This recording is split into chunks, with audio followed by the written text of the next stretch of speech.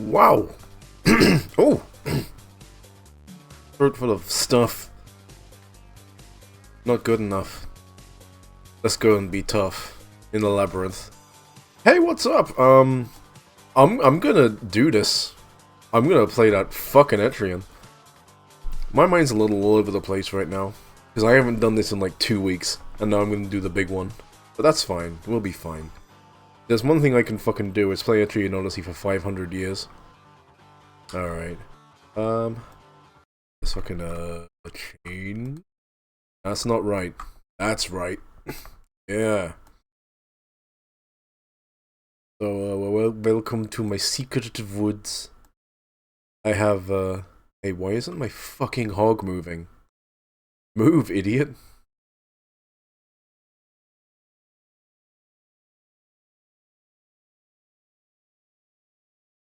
Alright, give me a sec. I need to check out why my hog isn't moving.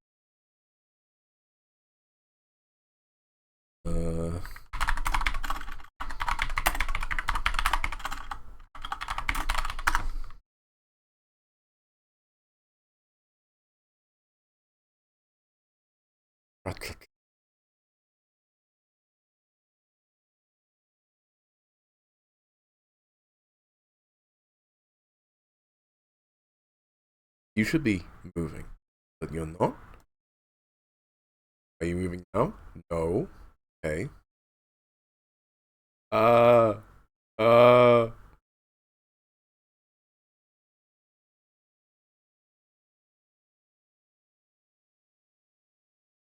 Da da da. Da da da da.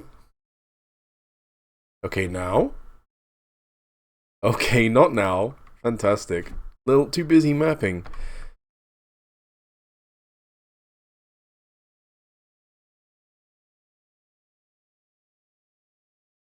This is so sad. Oh, I know why it is. It's because I'm muted on fucking on Discord, right? No? It's not that? Oh, it is that! Yes! Yes! I did it. I figured it fucking out. I'm so fucking clever. Alright. Now we can get into it. So, Etrian Odyssey.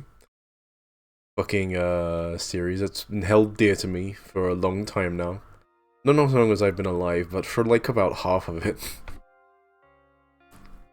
Less than half of it. But, you know.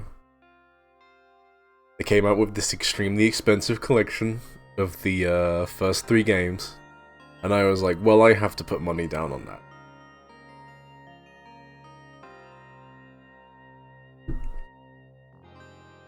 You can get them for free if you know what you're doing. But I'm not going to tell you where.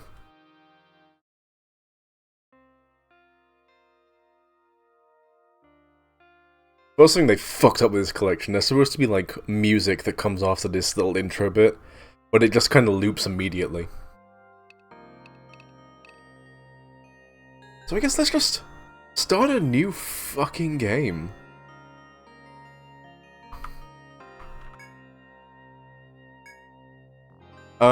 The first thing they put in this game is fucking, difficulty options, which weren't in the original. So you can go on super easy, pretty easy, or too hard. I played this on too hard back in the day because, when I say back in the day, it was like 3 years ago that I first actually beat this game. But I played on too hard back then, so I will play on too hard now. I am a previous Etrian Odyssey fan who enjoys a challenge. You can change the difficulty whenever you want, so you know. If you try this game out, I would recommend you try it on Expert because it's funny. And then switch it down to like medium, or picnic even. Alright. One day, in the small, isolated town of Etria, an underground forest was discovered. The Rada, governors of Etria, issued a proclamation throughout the continent. Any able-bodied adventurer was invited to investigate the forest, explore its depths. But no matter how many came to investigate the dungeon, none gained the renown they sought. As more adventurers tried and failed to conquer it, it came to be known by a new name, the Yggdrasil Labyrinth. You are the latest adventurer to journey to Etria, in response to the Rada's proclamation. You have but one goal, Explore the forest to win fame and fortune. Etria is at hand. Fasten. There we go. There we go. Hold on. There we go. There we... Oh. Alright. First thing we do is we go to the Explorers Guild, because it's the only place we can go. And we meet the character with the most dialogue in the game. That's right, it's the Guildmaster. Haven't seen you before. Take it you came to check out the Yggdrasil Labyrinth. Then welcome, friend. Not many guilds lately are admitting new adventurers. Those short-sighted losers care too much about trifles to do any real investigation. If you've the guts, you should make a guild entirely for newcomers. There are loads of guys just sitting on their thumbs who join any guild that'd take them. How about you? Gonna make a guild? You know what? I think I won't. Ha! Your mouth says no, but your eyes, they say yes! Well, alright. You can make a persuasive argument. Right, then let's get started. Write what you want to call your guild in this ledger. Someday the world will know this name, so think carefully before choosing it. Please choose a guild name. What should I call my guild?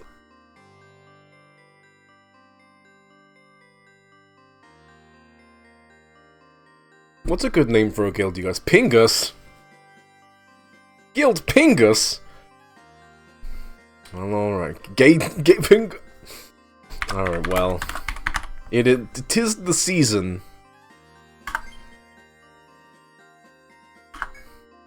Is this guild name acceptable? Gay Team? 100%. Gay Team, huh? Not a bad name. Now that you got a guild, you'll need adventurers to fill it. Of course, you can go into the Labyrinth yourself. If you've got the stones, then register your own name as a member. More adventurers means more options open to you and less of a chance of dying down there. Think about it for a while, and make sure you register a variety of classes into your guild. So I know what classes I'm going to use. And I more or less know what portraits I'm going to use. But for better or for worse, I'm going to leave the naming up to my lovely little chat here. But first, let's go over a summary of the classes, so that everyone knows what they're getting into here. Landsknecht is your standard sword and board type class.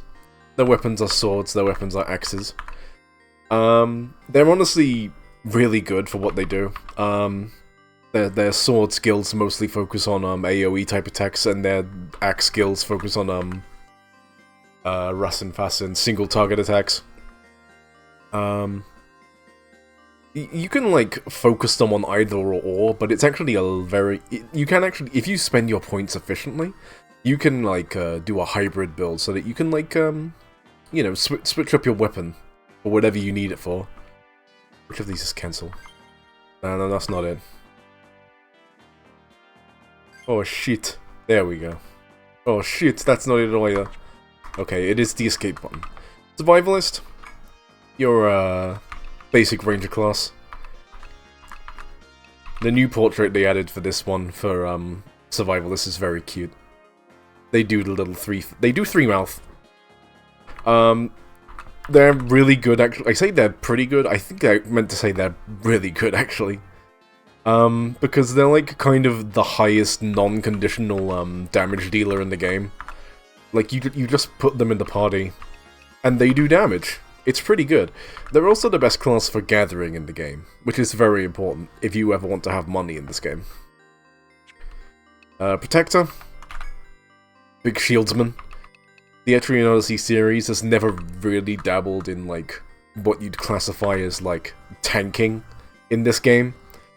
So what they actually have here is more of a defensive support class who, like, puts up, damage reduction, you know, defense buffs, all the sort.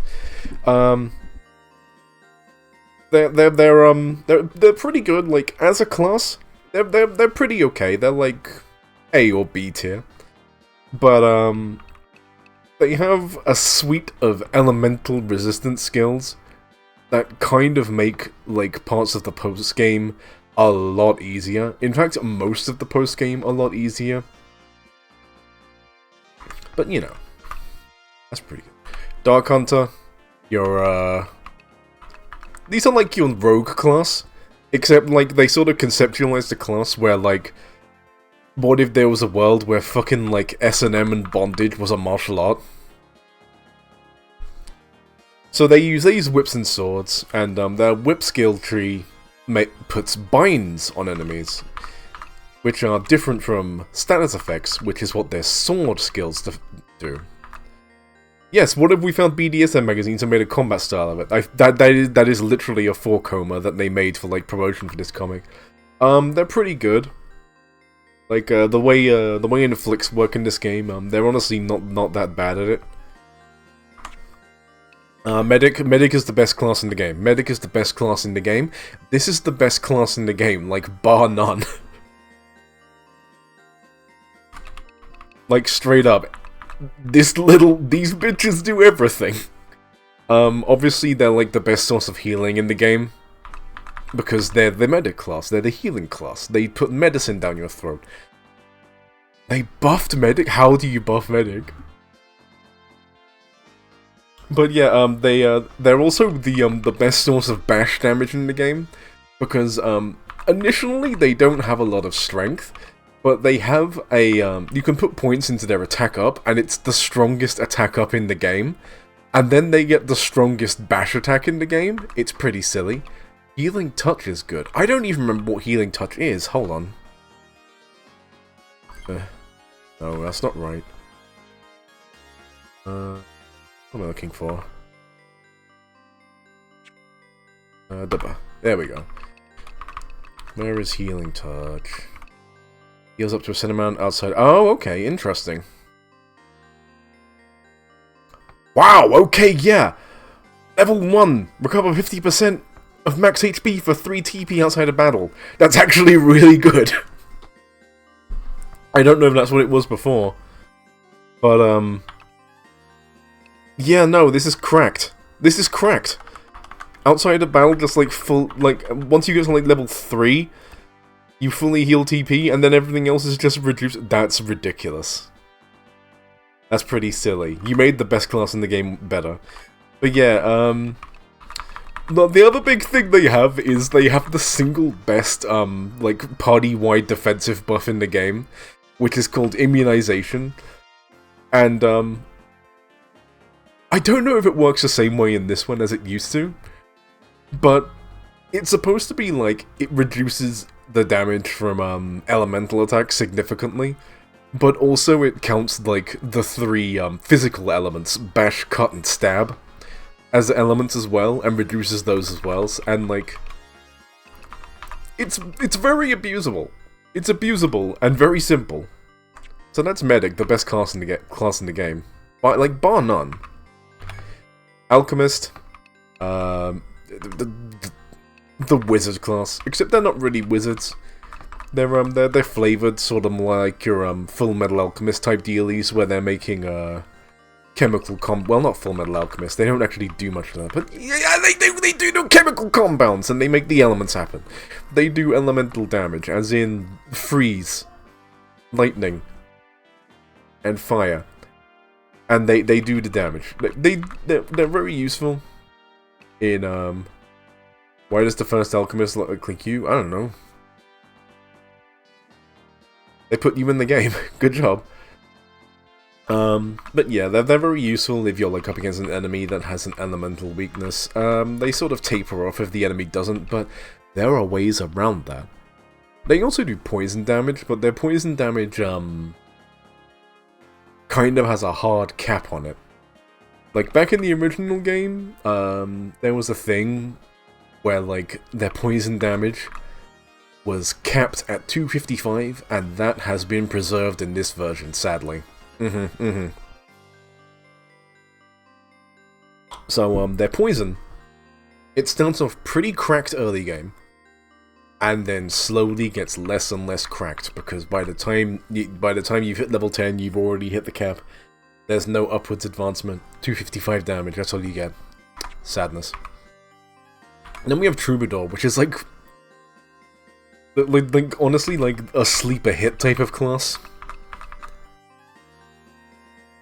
Yes, I did actually see that in the Reyes Discord. I saw that like the poison damage scales difficulty. It's pretty funny.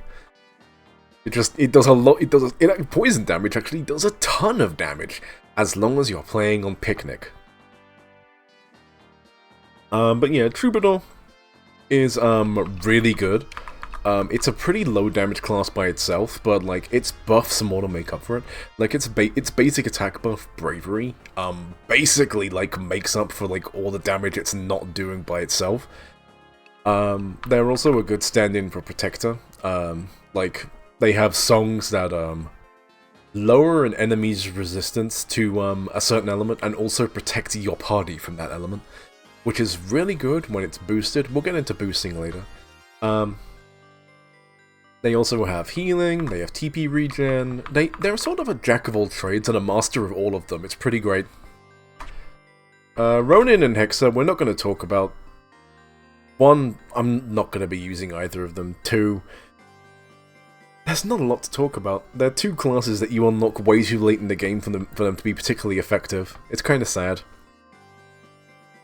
But yes, let's go over the party I'm going to use. I want to use a Lanzknecht. But I want to use a Lanzknecht in a way I didn't use the first time I played this game. Basically, Lanzknechts have a tech tree where they can follow up an ally's elemental attack with another elemental attack, and that sounds interesting. And like I never really used those kind of skills, so I want to do it this time.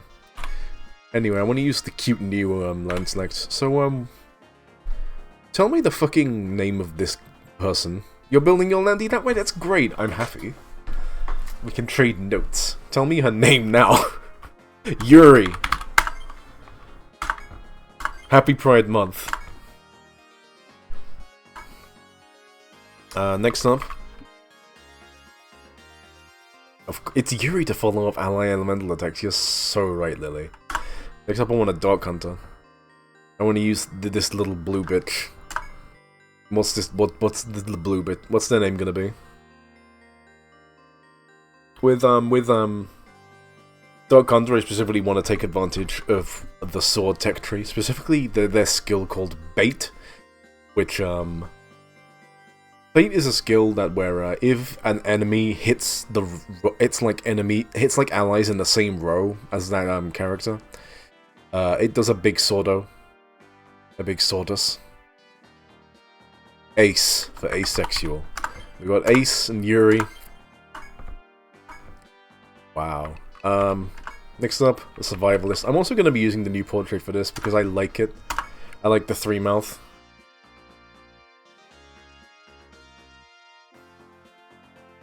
Need a name for this one too, because I have dedicated to not naming any of my characters this run.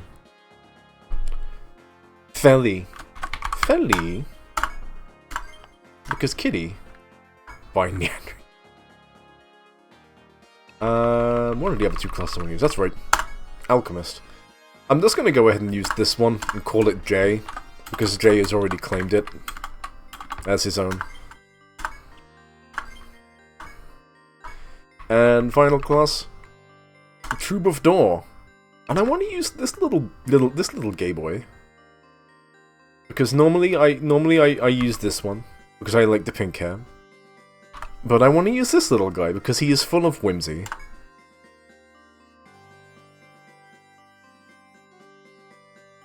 What'll I name this whimsical little lad? You know what, actually, fuck it. I saw Lily say wahoo in chat, and I just want to call them that now. And that's it, we're done. So the order is going to be Yuri. Well, the order's going to be... hold on. I'm just fucking scrumble. Oh. No, it didn't.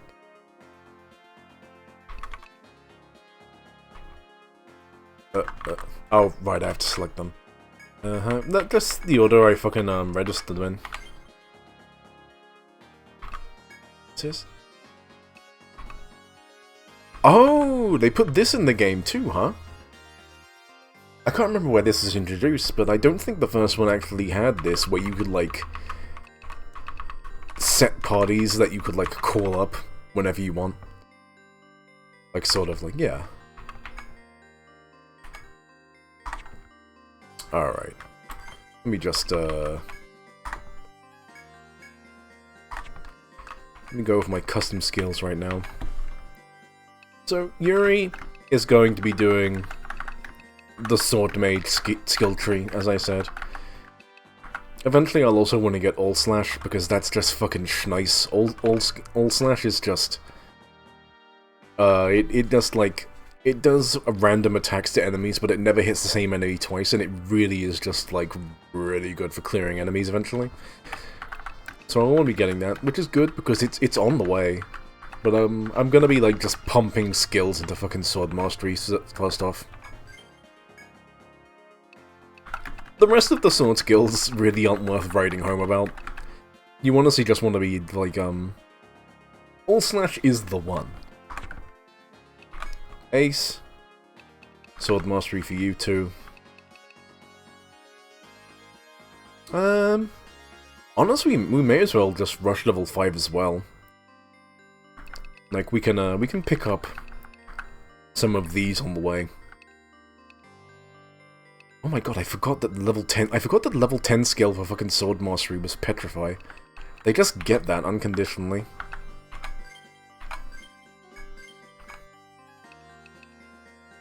Alright.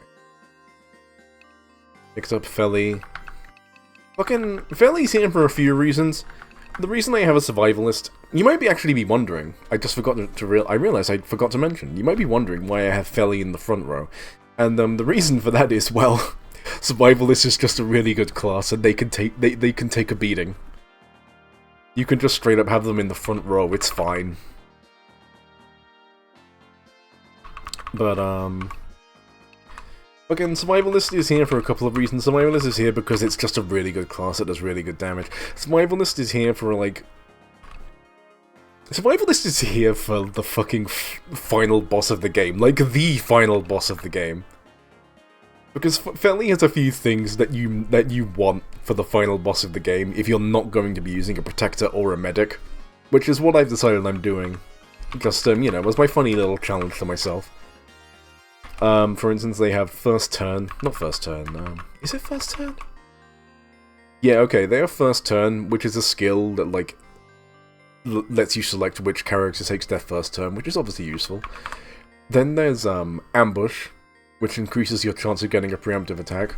Now, in Etrian Odyssey 1, and Etrian Odyssey 1 only, you can get ambushes on and be ambushed by bosses in this game. Which, you know, I think that's really funny. There's a pretty famous, like, video out there of, like, someone getting to the very final boss of this game, getting ambushed by them, and then immediately getting their shit shoved in. That's peak. That's peak gaming to me. But yeah. They don't play their boss music to warn you? Rude. It's pretty funny stuff. So, fuck, what do I want to do with you? You know what? Sure, let's just get... I just want to get bows up. Do I want to... What do I have to do for first turn? I have to get 1... So I need to spend 4 points. I don't really need truth. I'll just use regular attacks, it's fine.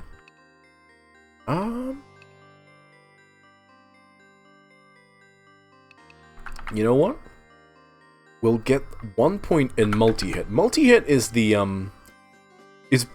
multi-hit and Apollon are basically the bow skills you want. Multi-hit is like a single target skill. It's not single target, it does hit random targets. But, like, when it's up against a single target, it will always hit that target, obviously.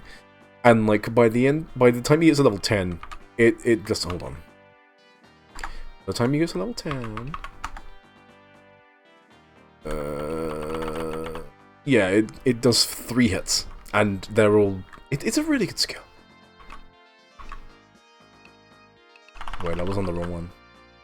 Okay, fires 2 arrows at once or 3 at high levels. Yeah, it's good skill.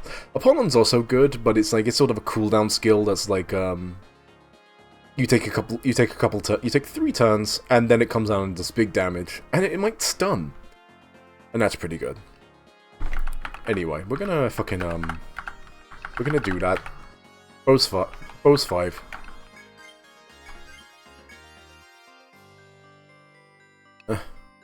And Alchemist, we're just going to take... Alchemist does like one thing and it does it well, and that's elemental damage. So you just take one in each, first of all, just to have coverage.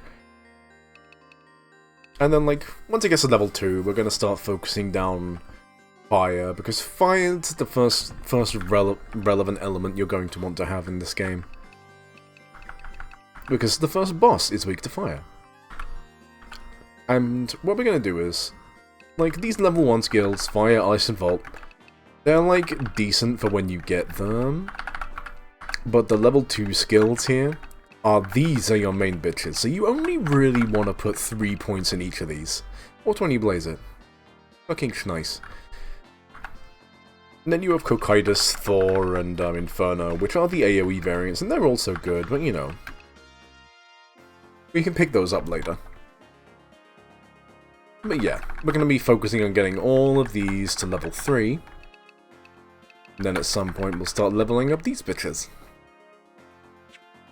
And oh, right, I almost forgot about you, Wahoo. Wahoo is so good. Everything is just tied to songs. Oh yeah, fucking, where is it? Wahoo also has the funny, like, gain extra experience. Gain extra experience skill, but like... I don't need. I'll be gaining experience, don't you worry about that. We're going into the forest. Is it a tree? It is a tree! The Yggdrasil Labyrinth is a tree. Well... It's sort of a tree. It's going tree mode. Alright, so, don't really want to, like, beeline these right away. What I want to do is, I want to put a point in Bravery, just to have it. Bravery is your basic, like, it's your basic strength up skill, really good. And then we'll just start putting more in songs.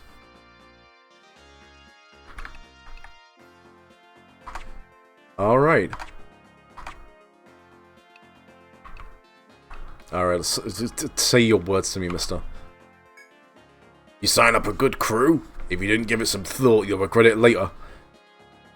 He will never have any additional dialogue beyond this. If we ever, like, every other NPC in the game, when I think it's, like, for every stratum you complete, their dialogue changes. Not this guy.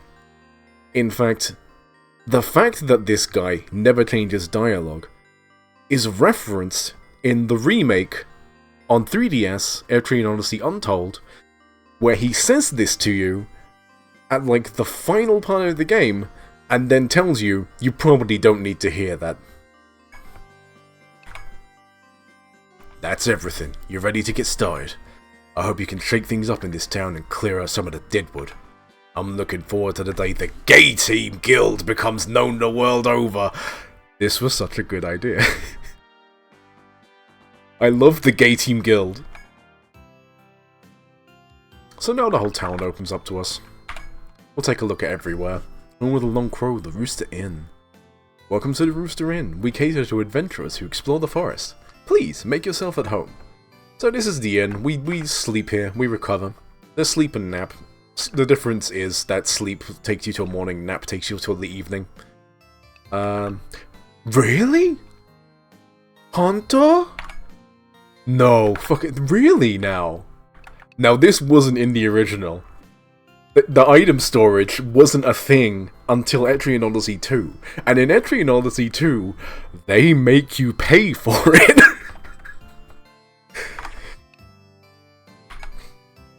Don't push yourself too hard. You can come here anytime to rest your weary bodies.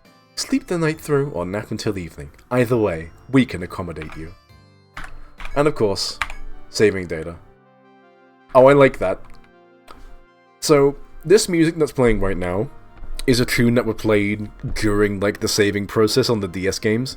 But because it's, like, the year 2020 fucking 3, save times don't exist anymore, so they just play it throughout the entire process here. I want to look at that again. That's so good! Yuri, leader of the Yuri of Guild K-Team!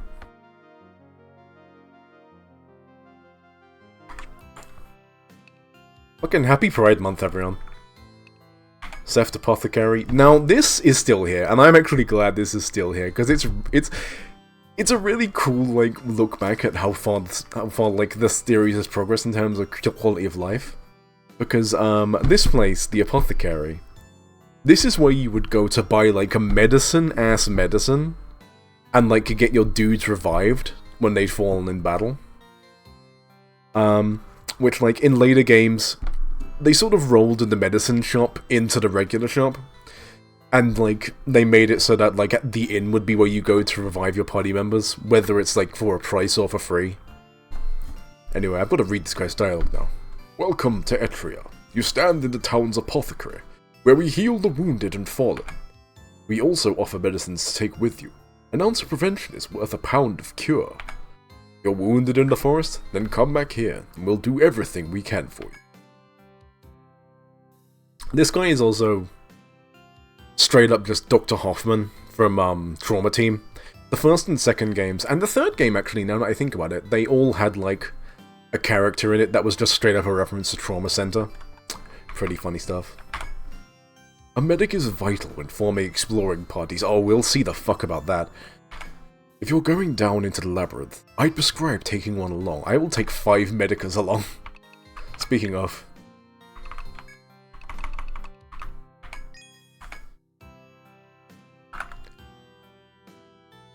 Oh damn, they just give you ammies? Amritas are your standard TP healing item in the game. This one I can actually see why they just give you it straight away, because it only recovers 15 TP. I'll pass. Shaleka's goods. I won't be reading Shaleka's goods. I won't be reading Shaleka's dialogue. Because, I shouldn't. Shaleka comes with an accent. Because she's not white. So I'll let you read that at your own fucking leisure. We've got a lot of quality of life with this remaster, but it's funny because she appears in Nexus, the latest game in the series, like the last game on the 3DS. She doesn't have the accent.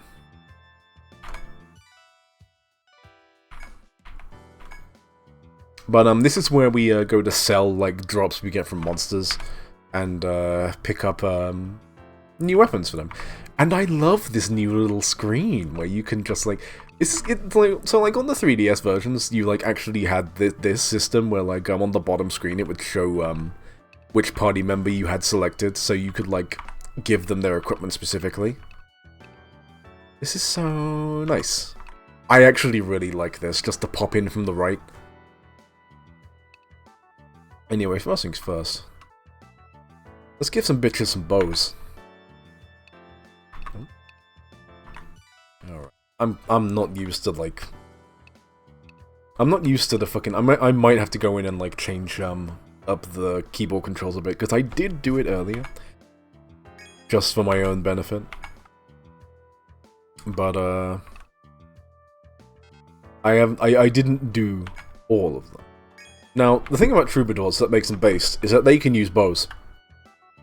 Which means that they can just do full damage. Like, they don't do a lot of damage. Oh, did the Etrian Masters come out on PC too? Yes, they did, in fact. Just today. Hi, Arson Zara. Arson Zara.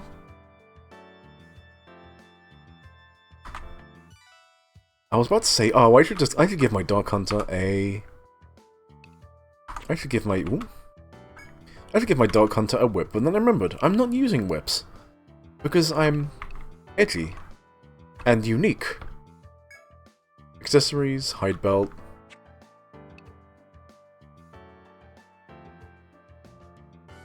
Oh, well, you're welcome, Arson.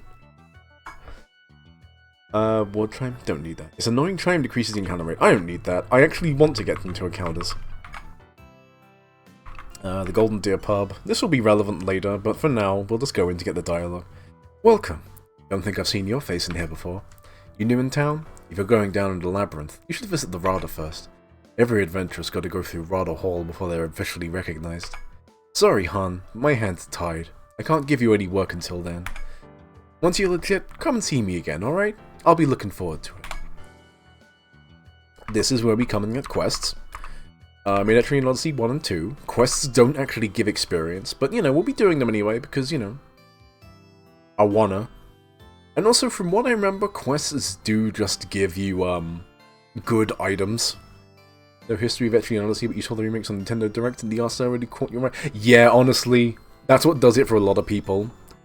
This is sort of the wizardry type RPG, sinkhole for a lot of people, because, oh, cute art! I like cute art. Alright, let's actually advance the fucking game. Go to the Rada Hall. This is Rada Hall, home to Etria's governing body. I assume, newcomers, that you are en route to investigate the forest. However, we don't recognize just anyone who manages to throw together a guild. If you wish to become licensed adventurers, first complete the mission we give you. I have no respect for the milquetoast who runs the Rada Hall. He is a sniveling wretch to me. Is this guy a twinkle like an otter? He's a fucking nerd is what he is. You adventurers must be tested by mapping the first floor of the Labyrinth. Meet the soldier on B1F for details. Your mission is to create a map of the first floor of the Labyrinth as an initiation. Those who cannot accomplish this elementary task are better off staying out of the forest.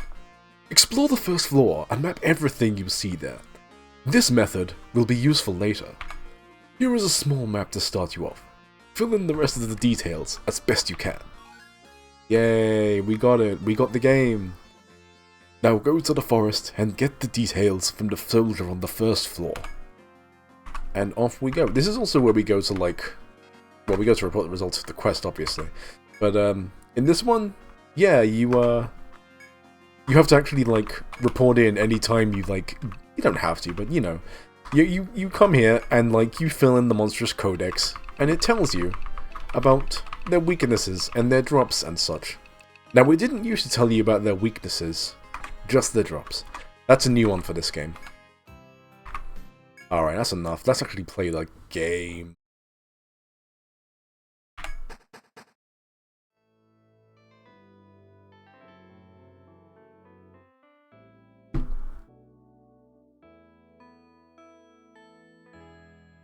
Oh boy, can I get rid of this?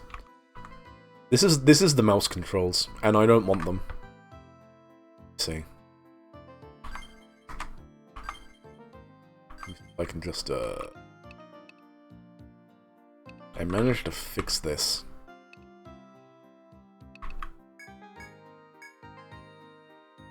When I was testing earlier.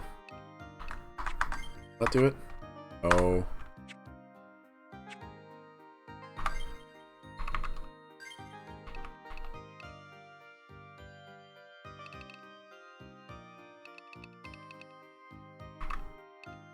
Those arrows will stay there until battle.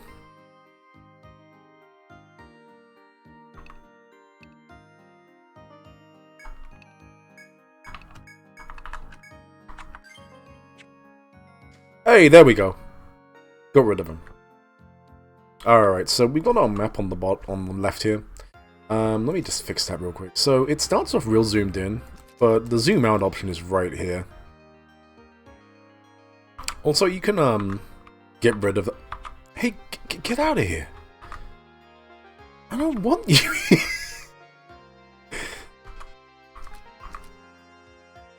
Alright. All I have to do is not touch the mouse for a while, I guess?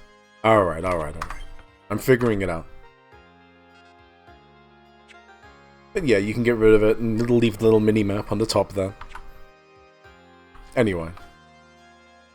The Yggdrasil Labyrinth. One task must be performed before challenging its depths. As you have some skill at adventuring, some 3 skill points should be available to you.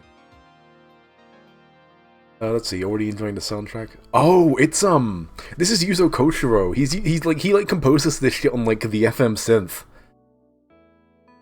It's really good, like, the fucking, he really likes using the FM synth. Like, the later games, they sort of, get away from the FM synth thing, but, he actually does, like, compose, like, for the 3DS era games, he actually does, do, like, recompositions of some of the songs in FM synth.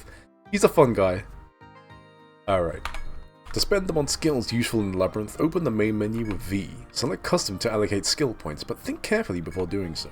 You may already be aware of this, in which case this advice is happily unnecessary.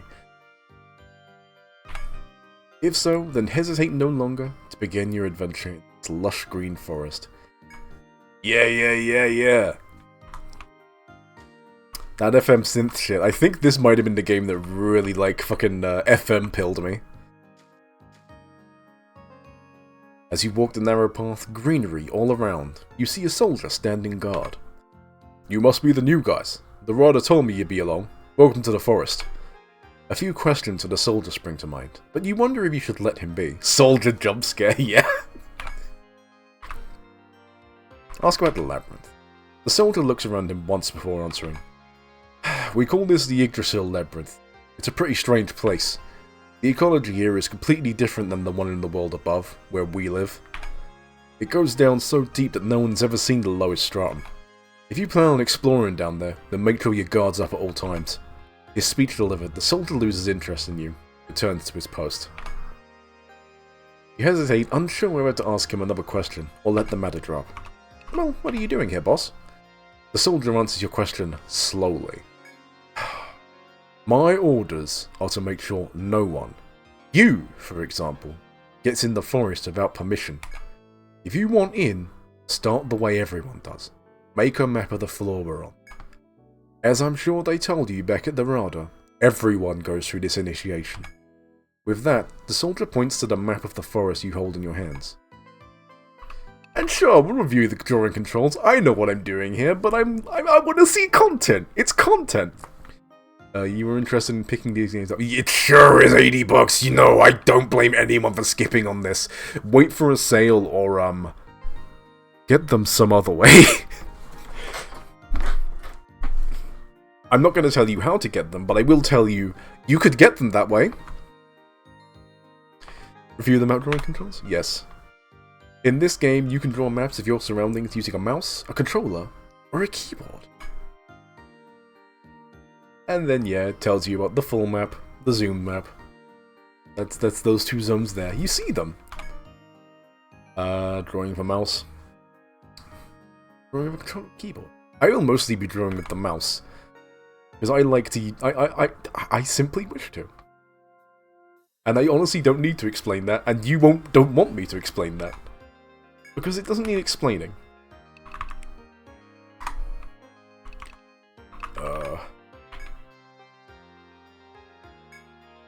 Yeah. Telling you, get funny icons, so you can put down, like, treasure chests, or tents. The tents? It's pretty funny, because I'm pretty sure they've unified, like, all the icons through all 3 games, because this tent icon doesn't matter until the 3rd game. You can put down a yes, you can put down a no. This is the FOE button.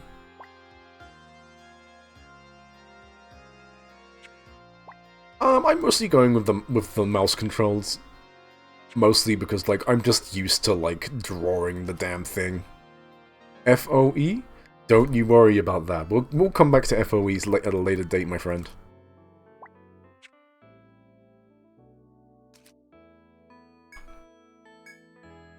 Oh yeah, that's something I've always actually lost myself. Something I've always loved about this series is that it just has like this little thing. I'll put down this and I'll put this on top of it. It has like a little note-taking system, so you can just put down a note that says like like ass ahoy. Okay, so I can't type, but you get the idea. And that'll just stay on the map, persistent. And like when you walk up to it, you'll be able to. Hold on, I'll put it over here. Brother, you need a typing class. Listen, buddy, I'm reaching past my microphone here to get to the fucking keyboard. Don't. I can't tell you not to judge me. That's gonna happen regardless.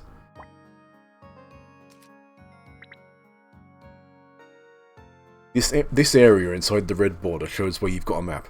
Finish that part and see me. And now we get to play the game. So yeah, if I walk up to here, ass ahoy!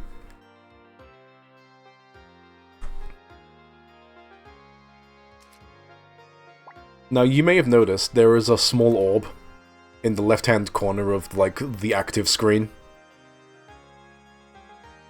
That small orb is tracking how far away I am from a random encounter. As you can see, it's red, which means we're gonna fight a hostile tree rat pack. Tree rat pack? Tree pat rack. Tree rat pack! Oh! Alright, so we don't really have any skills right now, but that's fine, because we don't need skills to kill some rats. What we might need is some luck to not get destroyed by rats. I'm gonna have to speed that up.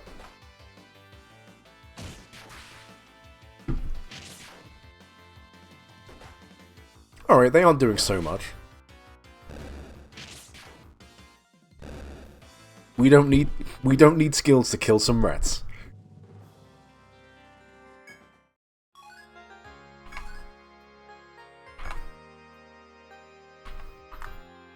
Year 1 is much. It is a lot more normal attack friendly than like than future entries. You're right. A normal attack will get you a long way in this one. Wow.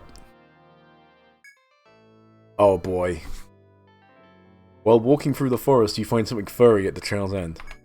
I know what's going to happen. You don't. That item logo was too far right. Yeah, I'm gonna let you in on a secret. I have got a I have replaced the font for like the dialogue and shit. It doesn't work for like the battle shit just yet, but I think that might be what's screwing up like the icon placement like that. Initially thinking it a creature, you lower your guard upon realizing it's a boot. Could it have belonged to an adventurer? You weigh the options of picking up the dirty boot, or leaving it where it lies. Let's look around. You thoroughly inspect the area around the boot. A close look reveals torn clothes and reddish stains on the ground. The signs point to dangerous beasts lurking nearby. Eyeing the boot, you wonder whether picking it up is worth whatever danger is in store. Now here's the thing. I'm picking up that fucking boot.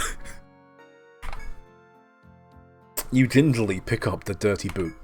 It's rather heavy due to the ivory-coloured stones its previous owner hid inside. Yay! As you marvel at the stones, the ground begins to shift unnaturally. The dreadful monsters who likely killed the boot's owner ambush you! This might be a game over. This might be a game over, is the thing. 3 moles. At this point, this might be a game over. Just don't die. Thank you, Jay.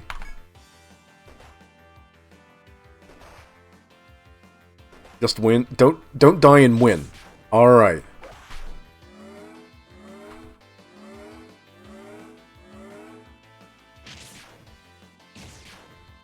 Alright, that's 1. And they spread out their attacks pretty evenly, which is nice.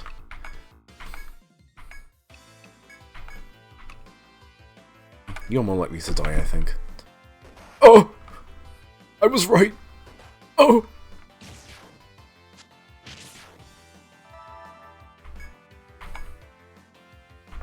So as you can see, this game ain't fucking around! Ooh! Ooh! Ooh!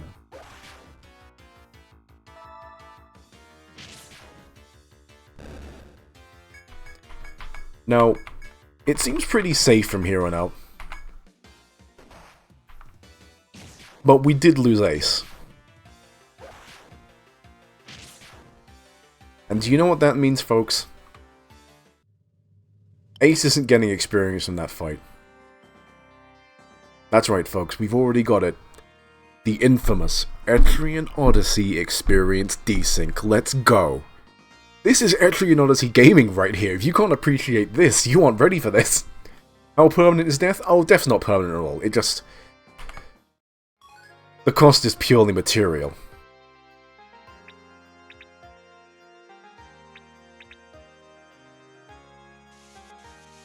Early on, dying is more expensive than anything.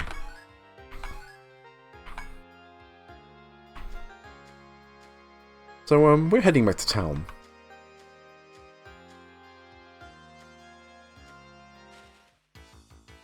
Okay, one mole's easy. We can take down one mole. I hope. Oh, poor Ace. He's dead as fuck. One of those games, fair enough. That mechanic feels pretty congruent for a game like this. Yeah, no, it very much was... So, the thing about Etrian Odyssey is that it very much was intended to be sort of a less hardcore alternative to your actual wizardry-type game. Just, what's the button for, oh boy. I'm gonna have to figure out, what's the button for, multi-selecting.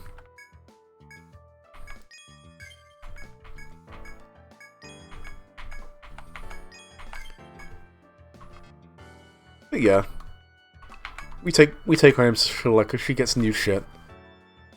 Staves actually aren't very useful for your wizard type character because in this game there isn't actually a weapon type that increases spell damage.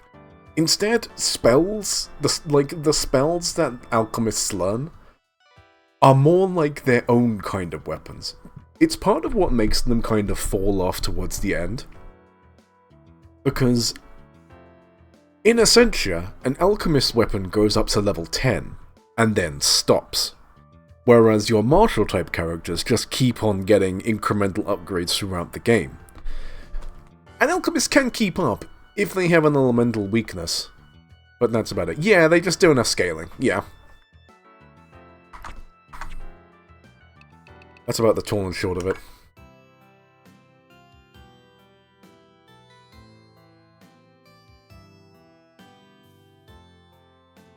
Yeah, Lily, you bring up a good point. It's why I like the Etrian series a lot, because, like, they know the audience they're trying to court, but they're not afraid of, like, trying to, like, cast a wider net as well, and the way they do that is by balancing the game around the hardest difficulty, and then putting, like, the multipliers on the easier difficulties. I love the way they do that.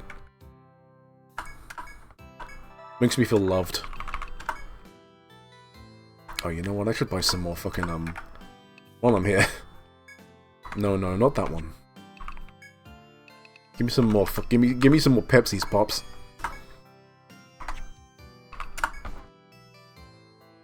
All right.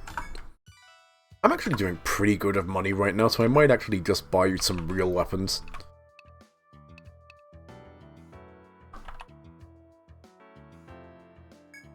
Get Scramosexed. I know for a fact there's another Scramosect coming up, so I'm going to hold on to my knife on Ace right now. And just keep going. Scramosect sounds like a word it's not a word I made up, it's a real fucking sword. Go look it up. Oh, you know what? I should probably mark down the event that happened there, because I like to do that.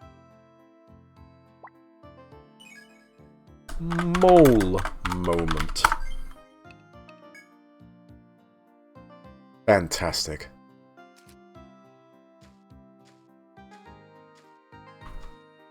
Release me.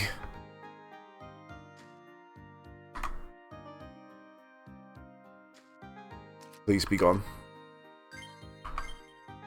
Moment.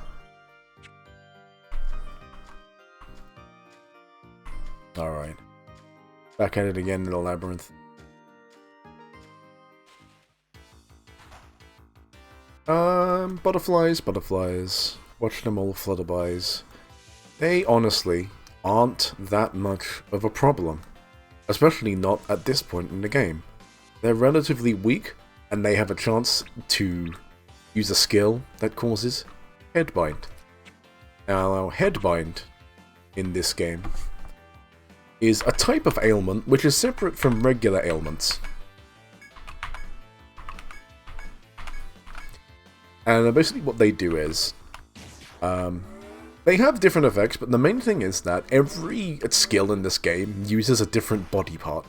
I said they I said they were relatively weak, and now they're killing me. But yeah, every move in this game uses a body part, and if that body part gets bound, you can't use that move anymore. The various binds do have their own effects as well.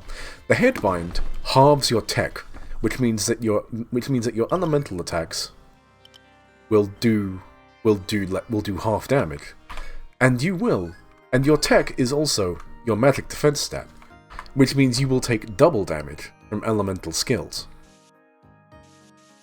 Your Armbind halves your strength, which means that your strength attacks will do half damage. Leg binds lower half your agility, which obviously means you will be slower. Also, if your legs are bound, you cannot run from battle. Leg binds are typically a big problem if you have them, but also probably the least important bind to have on an enemy. You can stack binds, but you can't stack ailments. Thank you, Lily. That is actually very important. Ailments are very strong in this game, yes. That's why you can't stack them. Also worth noting, this begin the battle phase thing here didn't exist for like 5 games, I think. So if your last party member, like, you missed an input on them, you just deal with it. It's, oh my god, why? The command confirmation, I saw that in the options, and I saw that it was turned off by default, and I was like, no, I can't have that. I'm going to fuck up and die if I do that. Hey, you know what? I just remembered. We got some level ups. So let's just... Yeah. Hold on. Oh, that's right. I specifically didn't level up. What am I doing with you? Getting to multi-hit. That's right. You take some fire, and you stop pumping songs. I want to get songs to level 7, so I can unlock the elemental defense and offense suite. And also healing, because that's going to be my main method of healing in this game. It's not actually like, it's the healing skill from Troubadour is like, compared to Medic, the actual healing class in this game, one might call it mediocre. But if you only have a Troubadour, you take what you can get. You fell down a research hole. Scramatex is the Saxon-Frankish word for sex, translates to wounding knife or gash knife.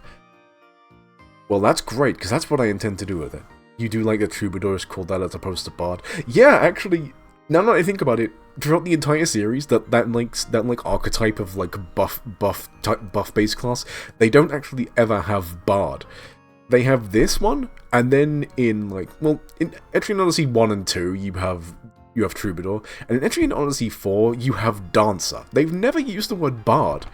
Yuri's sex has evolved.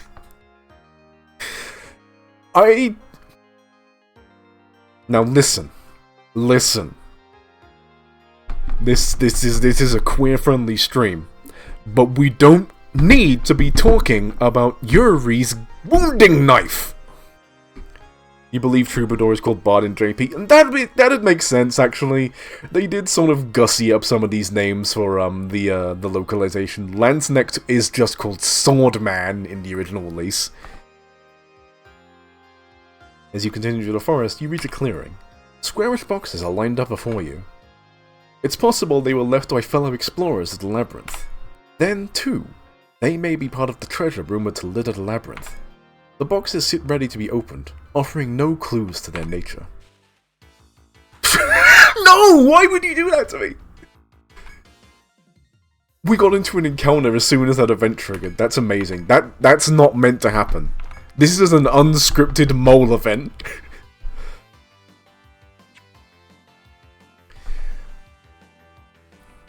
Let's see.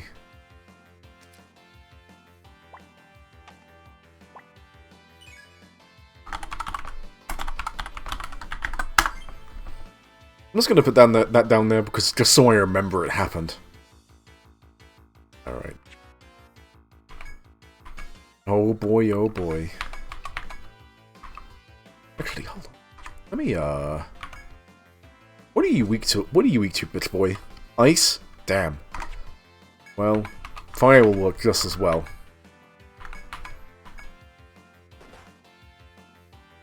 Oh. Oh, Felly!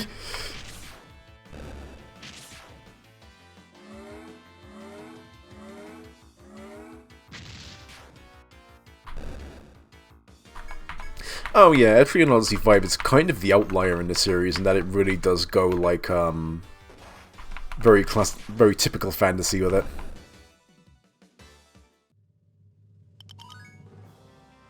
Well, Ace leveled up. But at what cost? The cost is Felly. Oh, Felly. Well, Ace, take that sword mastery. Alright, let's pick up these chests and get the hell out. This type of room, by the way, is a big favorite of Etrian Odyssey. This sort of a 3x3 room. It's not actually it couldn't be a 3x3 room. It's a 4x4 room. Hold on now. The strength boost magic too. No. The magic stat is tech. You know what?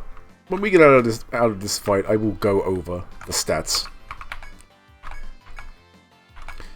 Oh, Clawbug's a funny little creature. It's like, yeah, it's like that. It's like the first enemy of its type that teaches you that some things will resist physical attacks. And boy howdy, it also just hits like a truck. Alright. You know, it's funny, I was talking about how much they loved the 3x3 room in this game, and this isn't even a 3x3 room. Random encounter enemy that just fucking hits like a truck. You get used to it in this fucking game. This game loves to throw an enemy at you that will hit you like a truck. Obviously, you know, as with all RPGs, that will even out later. But, alright. I was gonna go over the stats. So, the stats are Strength. Strength does what you'd think it does. Makes you hit things harder with your weapons. Tech. It's the magic stat. They wouldn't actually introduce an element, like a magic defense stat, until, like, Etrian Odyssey 5. What was the... Oh, no, you misunderstand. Yeah, in EO5 is the classical high fantasy. Like, it's got fucking, like, elves and gnomes and shit in it. It was very much trying to hit the zeitgeist a little more. I enjoyed it, but, you know, I know a lot of people who didn't vibe with that sort of thing so much. Because of how, like, how much its own thing Etrian was in the, in your sort of, high-ish fantasy-type landscape. But yeah, tech, they wouldn't actually introduce an elemental, like, resistance stat until, like, Etrian Odyssey 5. So until then, tech was both your, elemental attack and defense. That's how chuffed you are. That's your defense stat. You could take physical hits better if you got a big one of those. But generally, self-explanatory. You're faster. You run faster. Luck... Now in Etrian Odyssey 1, luck isn't a real stat. Data miners have theorized that it may have been involved in drop rates or escape rates at some point. But in this game, luck isn't a real stat. You might think to yourself, but Chris, Mr. Hogzone, surely it's used in calculating ailments and binds and such. No. No, those are all based on their own chances depending on the skill. Luck is a fake stat in Etrian Odyssey 1. Anyway, we need to get the hell out of here.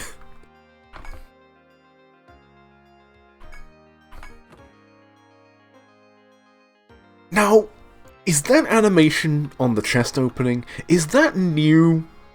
Because I forget if they actually had chest opening in Etrian Odyssey 1. It's just a number you have, it's fine. Exactly. You get it.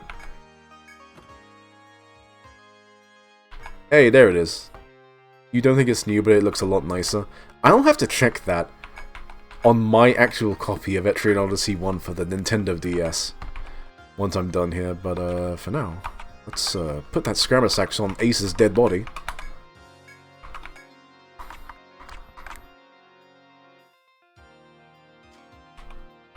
Oh, you know what? I don't know why I did it like that, because I forgot to account for the fact that there are 3 chests ahead of me, my friends.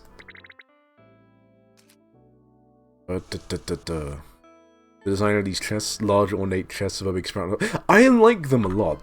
They do tell a story of having existed in the Yggdrasil Labyrinth for a long time, the way the Earth has sort of started to proclaim them like that. It's fun. There's a lot of fun things like that in Etrian Odyssey. Like, Etrian Odyssey is a series that, like, it's relatively niche, like, still. But, like, it's clear that there are a lot of people at Atlas who just really love this series. Like, for instance, this collection existing.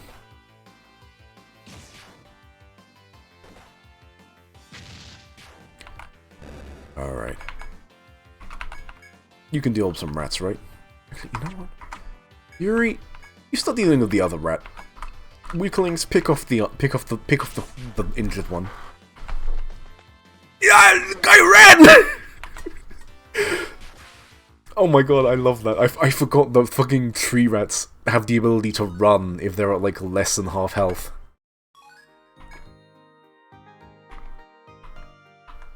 It's so funny. That rat, like when I put a fucking hole in that rat, and that rat said, "Nah, not today." They're rats, they don't want to die. There. Alright. I'm not doing this. This ain't happening.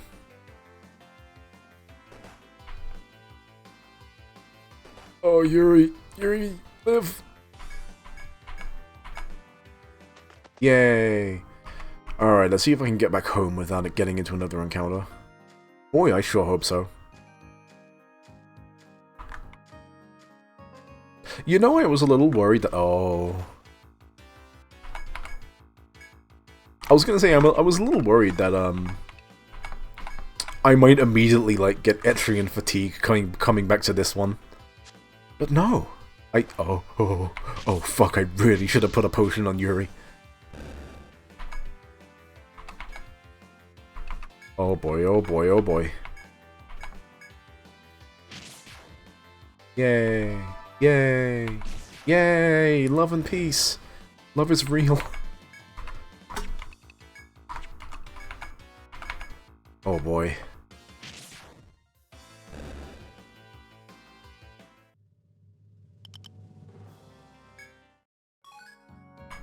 Oh, you know what? Did they just gain those levels? Still getting used to these keyboard controls. I decided I wanted to play on keyboard because I thought, you know what? It'd be fun to, like, have all my controls on one hand. Warrior Cat's fact, one time a clan got killed by a hive mind of rats. A lot of shit goes down in Warrior Cats, huh? Alright. 2 more levels and I can start putting 1 point into each of these. That happened in real life! It's normal.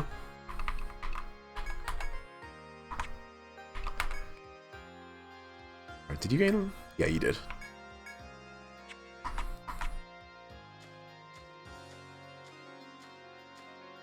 Alright.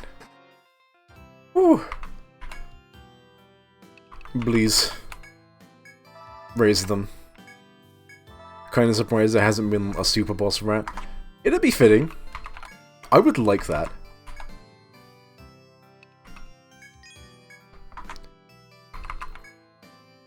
Fucking Rat King super boss with like ads that like fucking like jump off of it when you damage it.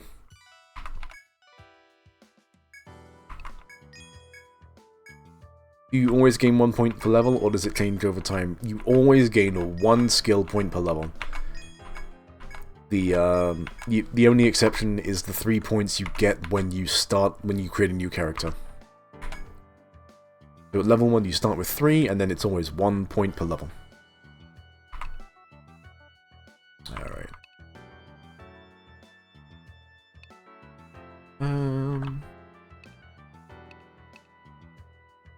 You know what? Let's start investing in some fucking leaf boots. So, I don't know if it's the case of this game. You have to modelize this sound, I'm sorry. Okay, hold on, let's see this. Let's see this sound I made.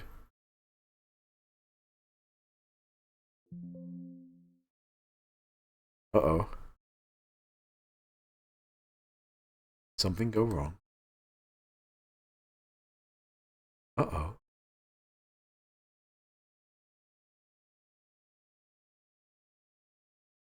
Oh no, it didn't go wrong at all. I just...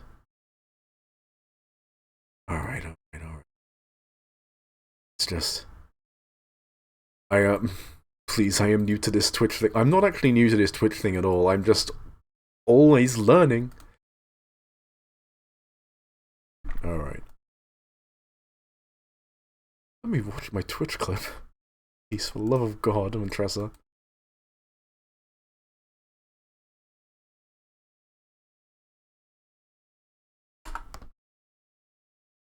Oh! Since the dawn of Dunsparce. Hold on.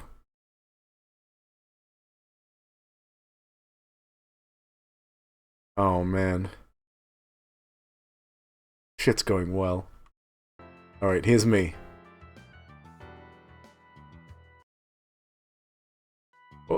Oh!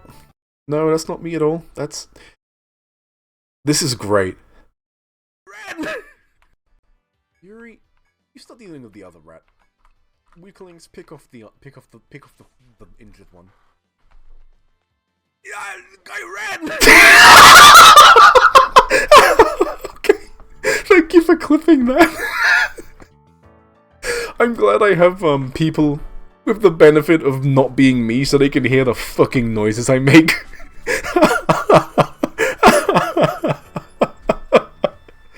Oh. Anyway, we're gonna start buying some boots so that our dudes can go faster. You don't need boots, you already go really fast. You need some fucking boots, sir.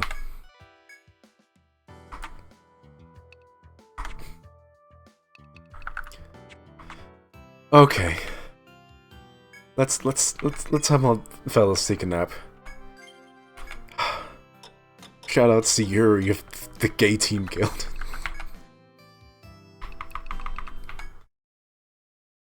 Please feel free to like immortalize any embarrassing noises I make. I fucking...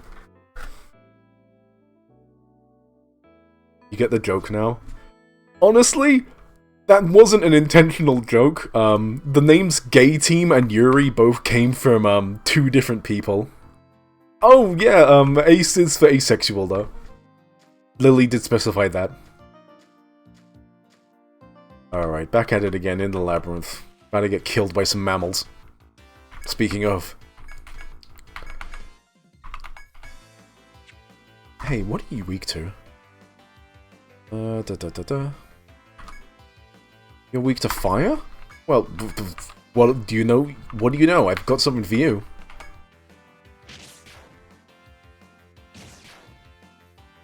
Yay! What if Yuri just kills the rat? Oh, never mind.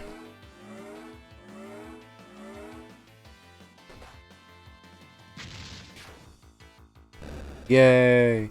The original version of this game had no in-battle ways to check enemy resistance. Yes, it's true. That wasn't a thing until 3, right? It was either 3 or 4. No, it was definitely 3, right?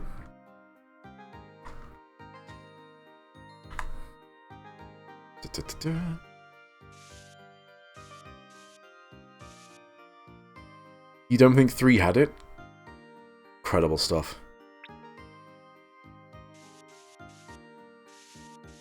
Could have... I'm always open to being wrong, is the thing. You know what, this game has an in-game visual of how close you are to me. Yeah. Games always had the fucking orb, but that shows you how close you are to mammals, so that want to rip your fucking face off. It's really good.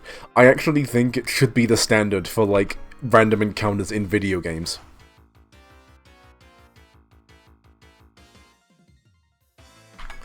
Oh yeah, we'll see. We'll see some shit in a minute. But for now, I'm pretty sure these things are weak to Volt specifically. Yes. Knowledge check passed.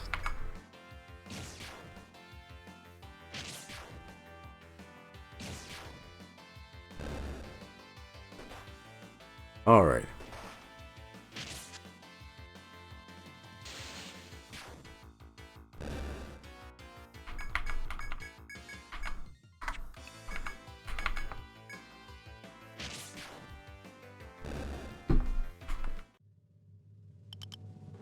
Let's fucking go.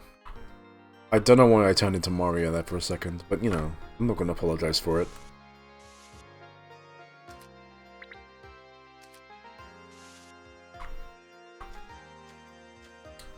Can I see... What is this? The grabber? The catcher? Hello?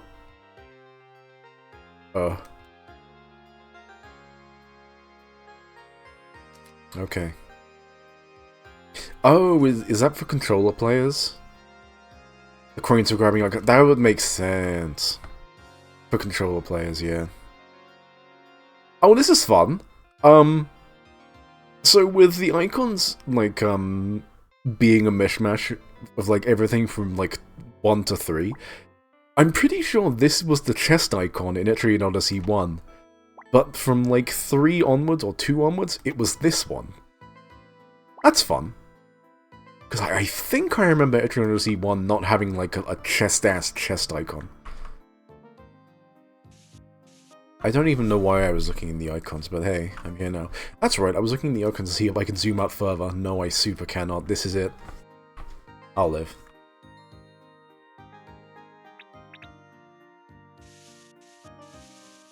An event.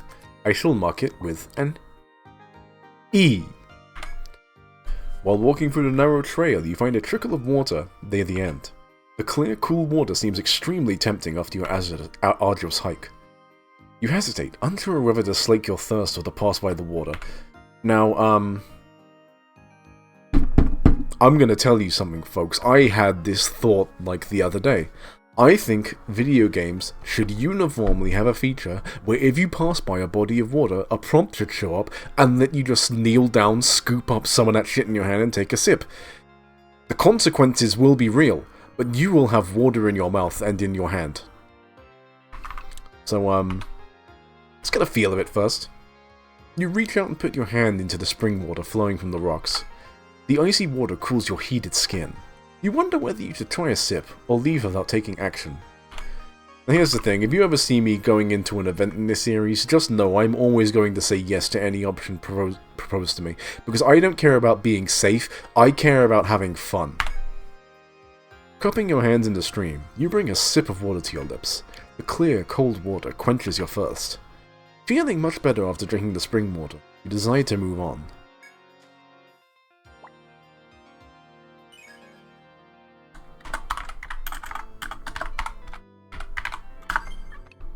water.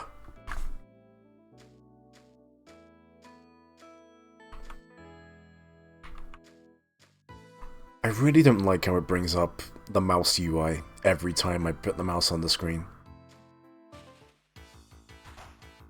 They should kill someone over it.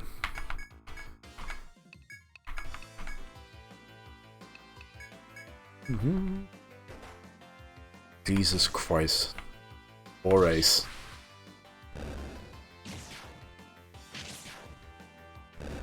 Jay didn't even need to expend the TP. My god. Few levels in and we're already chads. I don't know the exact calculations and shit, but I have heard it said over and over again by my friends of Etrian that, the most important stat in Etrian Odyssey 1 is the level stat. And by the level stat, I mean the number that appears when you go up a level. As in 1, 2, 3, 4, 5, etc, etc. I just know there's a lot of shit in this game that scales off of your level.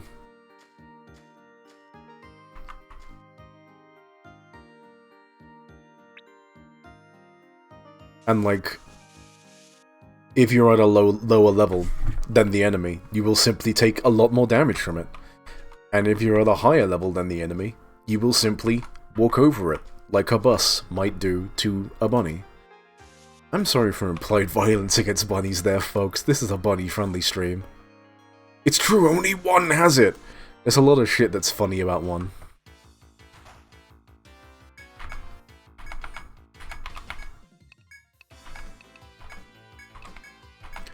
Alright. Kill, kill, kill!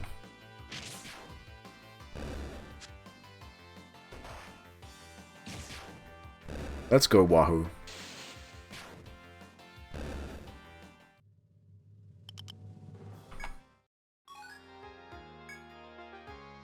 As you can see, we have a mysterious crystal. This is, by all definitions, a door, but it is closed to us for now. Thank you for the mysterious crystal emote. Very appreciative of it. We put down the closed door emote. Note down. I assume there are mechanics in place to help characters who are... No! No, there aren't. No, there straight up aren't.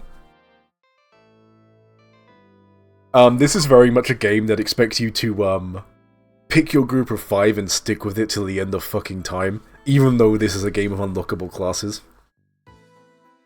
The closest thing you have to a catch-up mechanic in this game is, in this version specifically, in fact, putting it on the easiest difficulty and going out into the field and killing some shit. Actually, it's a little farther in the game, but I do know the optimal grinding spot for this, because when I played this on the original DS, I needed other characters to like 100% complete the game, because I decided this was gonna be the one I 100% complete. So I spent a lot of time in the 3rd level of this game, killing tree frogs. Alright, what was I gonna put? Right. Crystal.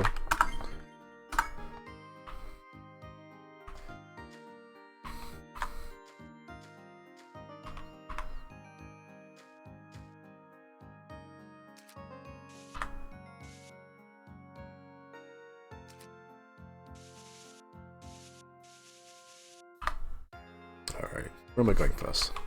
Let's go this way first. The frog grind, yeah. The frog grind is upsettingly real. Remasters might literally be the easiest game to grind in. Yeah, from what I've heard, like, even without, like, any sort of experience buff, these games are just, like, the fastest running games in the series if you, like, set them to be, like, at top speed.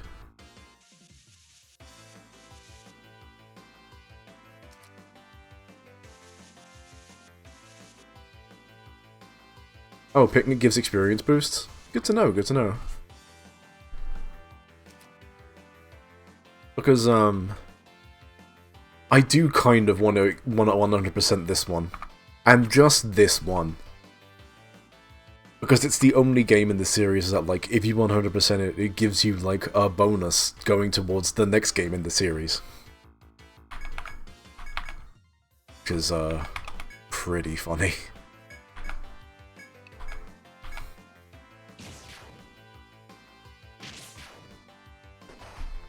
Oh! Oh, poor Felly. Although I will say, this is a pretty fortunate place for Felly to fucking drop.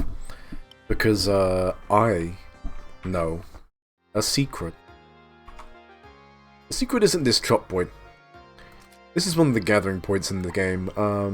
You come here with characters that have the appropriate skills, and you use them to gather resources.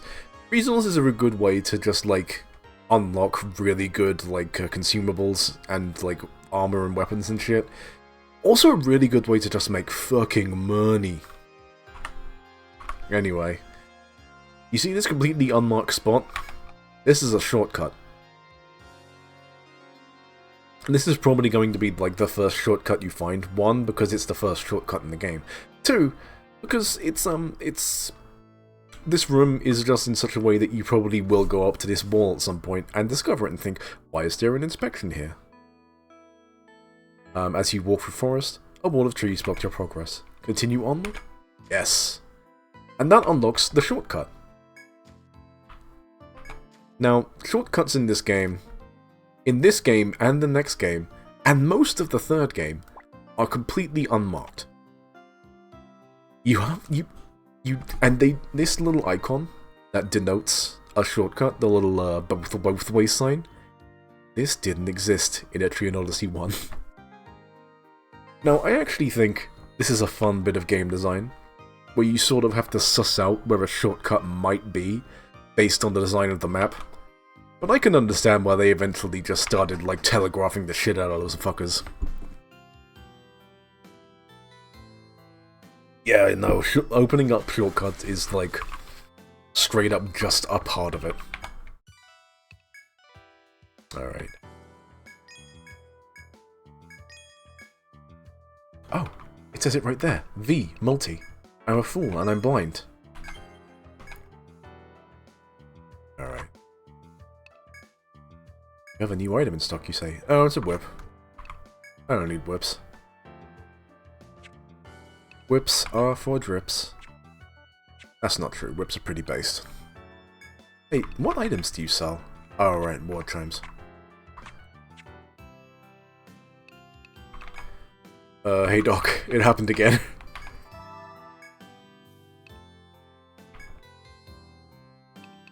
How many fucking, how many medicus do I have now?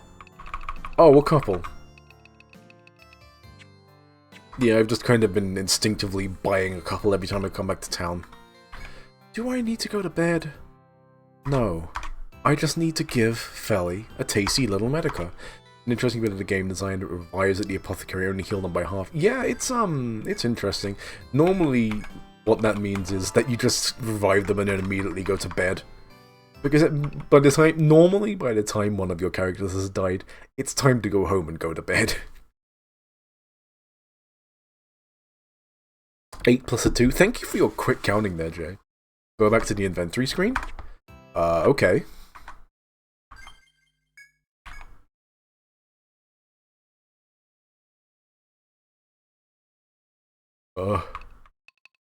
What do you want me to do? Did I notice? Back a menu. Oh, yeah, you mentioned that there's a, key items menu. That's pretty based. Yeah, no, back in, like, the original, every one of your items was just, like, jammed into, like, one huge inventory.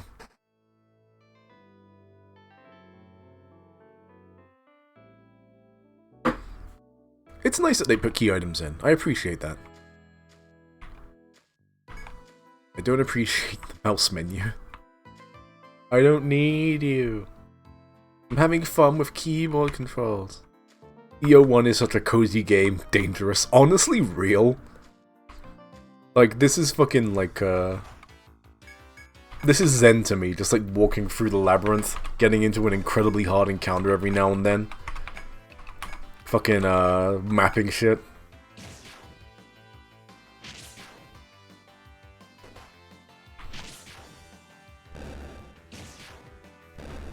It's like, I call myself a dungeon RPG type guy now, but, this is like the one series of this that fucking, the Nuclear Throne was your zen game? That's wild, I kind of respect that. But I can sort of see how that would, like, become that way, you know? I imagine with Nuclear Throne, there's just sort of a zone you sort of fall into where it's, oh fuck. Oh fuck. Sorry for, like, not finishing that thought, but I just got blindsided by moles. That didn't go half as bad as I thought it would, though. I'm pretty happy with how that went. Yeah. A third Hey! Hey! Don't be homophobic about it, moles.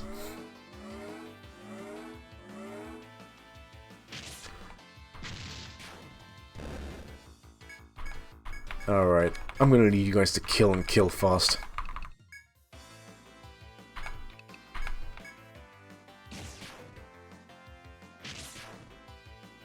Thank you for killing. You grew up on video games since you was a legit toddler.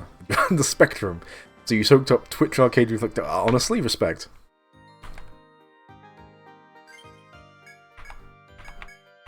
Da-da-da. Put potions down my children's throats. Da-da-da-da-da-da. I don't want to hit the undo button.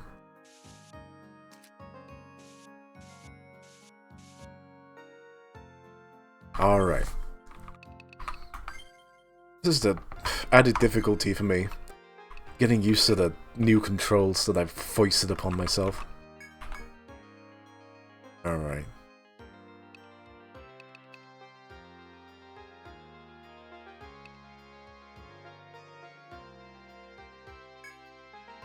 Oh, I need attack up level 5 as well, huh? So I do.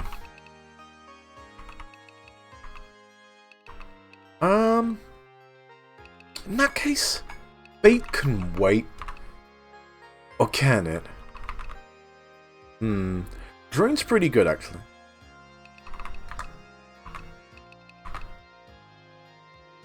You like how generous the map snapping is? Let's see. Alright, so next we plan to put one hit into multi-hit. And then maybe go into, like, the shit that fucks with turn order and stuff.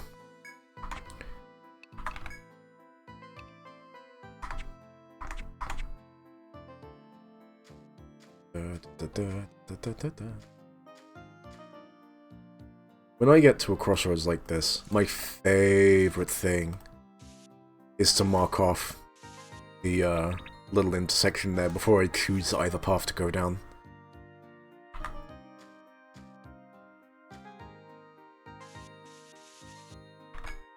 You step into a dead end at the forest's edge, covered with brush and brambles.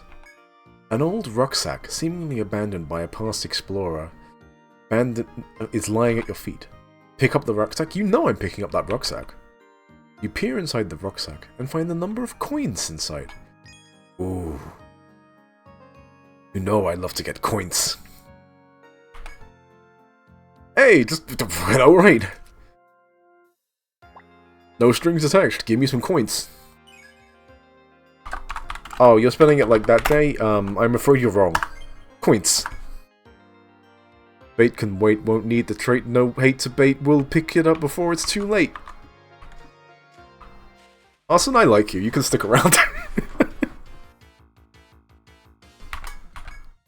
Not that I have any control over that, but you know.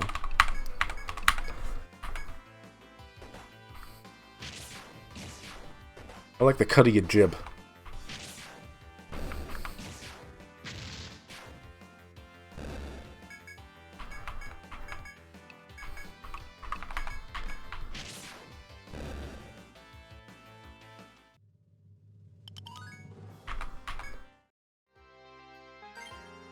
Did someone level up? Yes, they did. I'm not blind. Alright, 2 more levels in Sword Mastery and we're fucking cooking. The moles are very specifically not moles. There are, like, moles that are more moles in Etrian Odyssey 5, but they scare me because they're huge and kind of yoked.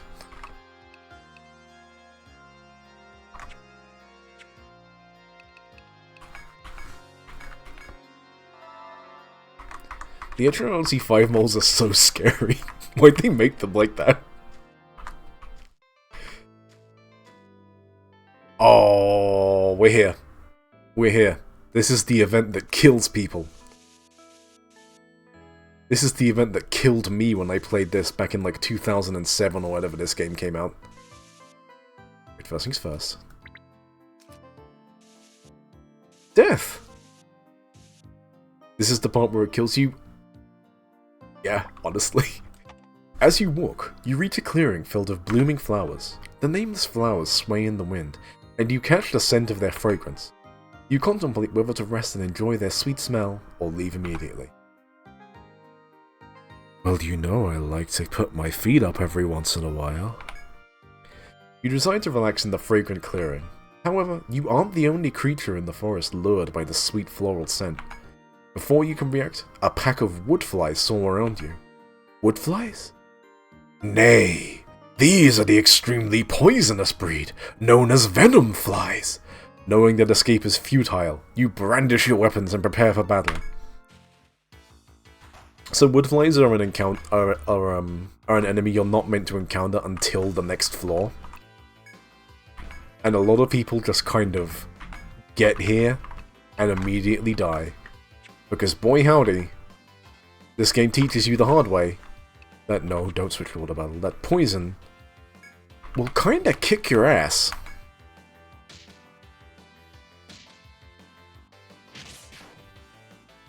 Oh yeah, I'm not getting out of here alive.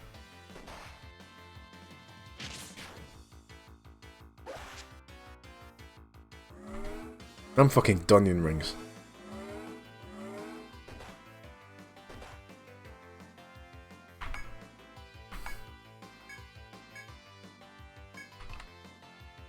Oh man. Genuine mistake. Ugh.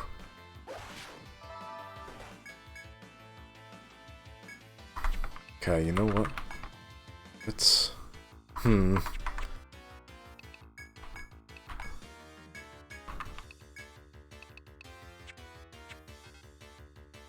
Okay. Yeah, not having Alchemist TP is rough. Yeah, I miscalculated.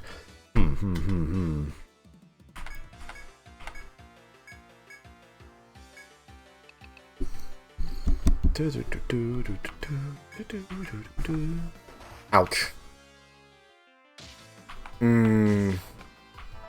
It's so fucking over. Yay. I don't think we can escape this fight. Yay! Yay!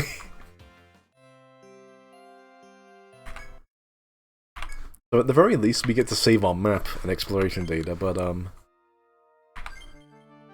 oh, we didn't lose a whole lot. That's fine. I can recover from, like, losing, like, maybe 2 levels.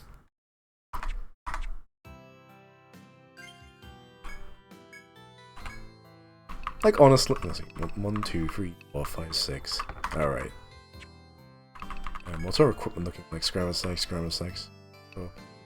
Got our boots. Yeah, you know, this is fine. This is fine. I wouldn't have got into that fight if I thought I wasn't gonna... Oh, I didn't even get the shortcut. Oh, this is fun.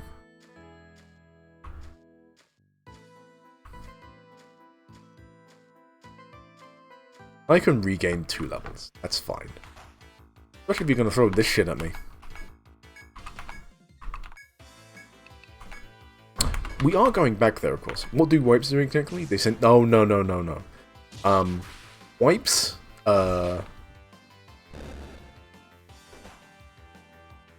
basically when you wipe, you lose. Like, you go back to your last saved game.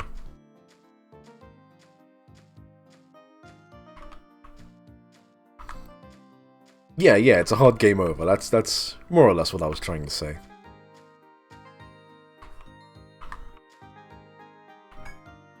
As you continue down the path, you find red fruit growing on the wall of trees. It hangs just within reach, seemingly daring you to pluck it and take a bite. You consider for a moment whether or not to eat the fruit. I'm gonna eat fruit. The fruit sweet juices slid down Yuri's throat. Yuri recovered 10 hit points. Just Yuri?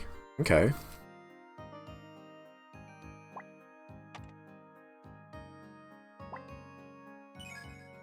Fruit for Yuri. No, not that.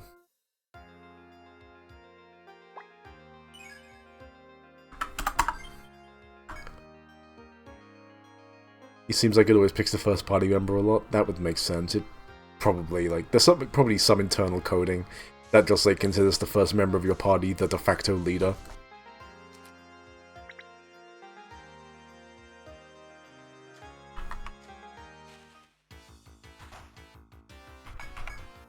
Get fucked.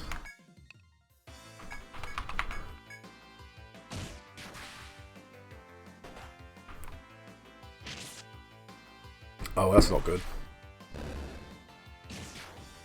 Actually, it's fine. Things are fine.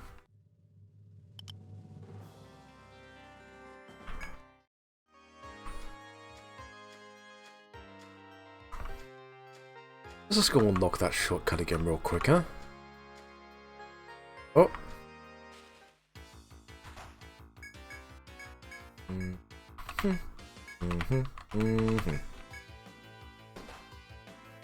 That's honestly one of the most fun parts about the Etrian games. Once you sort of like downloaded how you defeat each enemy, like okay, that's weak to this, that's weak to that, so we arrange our attacks just like that. It's fun. This is like that fucking brain training. Oh, I think our map's done. Yay. As you stride through the forest, you meet the soldier, still guarding his post. Once he notices your presence, he hails you cheerfully. Got your map all in order, have you? In that case, you've got my permission to proceed. The soldier stands to one side and waves you through, as if passing the torch to you. You ought to report your success to the Rada, but the thought of going deeper is also tempting. We're going back to the fucking Rada. I wanna complete this mission. I wanna get my experience. Papa needs EXP.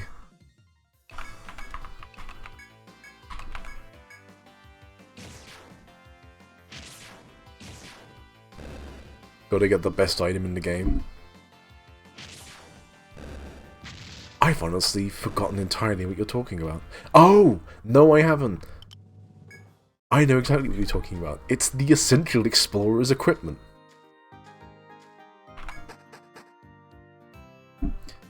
Alright. Let's go. It always feels good to turn in a mission. Because when you turn in a mission, you know you're getting a fucking level up. Because unlike, like, quests, missions do give experience. At least I think they do. I remember them doing so. We've received word from our soldier that you've completed your map. Well done. We acknowledge and recognize your status as true explorers from this point on. You belong to the Gay Team Guild, correct? Oh, so good. Let me give you the standard reward. Take this to Chileka's goods. She'll sell you items necessary for your adventures. Stock up there and work hard to explore the Labyrinth for us from here on out. Okay, so I was super wrong. Missions don't give you experience. But we did get Many Penny.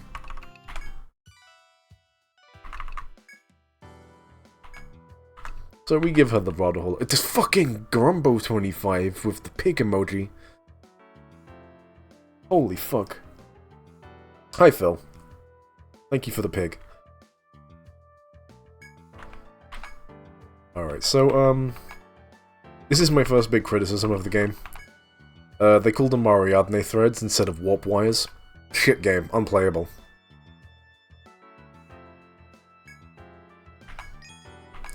Actually, let me buy another one. So, because of certain events in Etrian and Odyssey 2, I have sort of conditioned myself to buy 2 warp wires every time I go back to the shop. I think Ariadne Thread is a good name. I think there's something beautiful about the simplicity of the warp wire, you know? Let's see, is that dagger good? Oh, it is good. But better than my scram of sex. Like 1 point better than my scram of sex. Don't worry about it then. We got bigger fish to fry. Fry? We got bigger fish to fry. Alright. Scram. Oh, I think I don't remember consciously saying it, but I'm always saying shit like X of Y all the time, so it would not surprise me if I just said scram of sex. It's something I started doing as a bit, and now it's just become an immutable part of my person.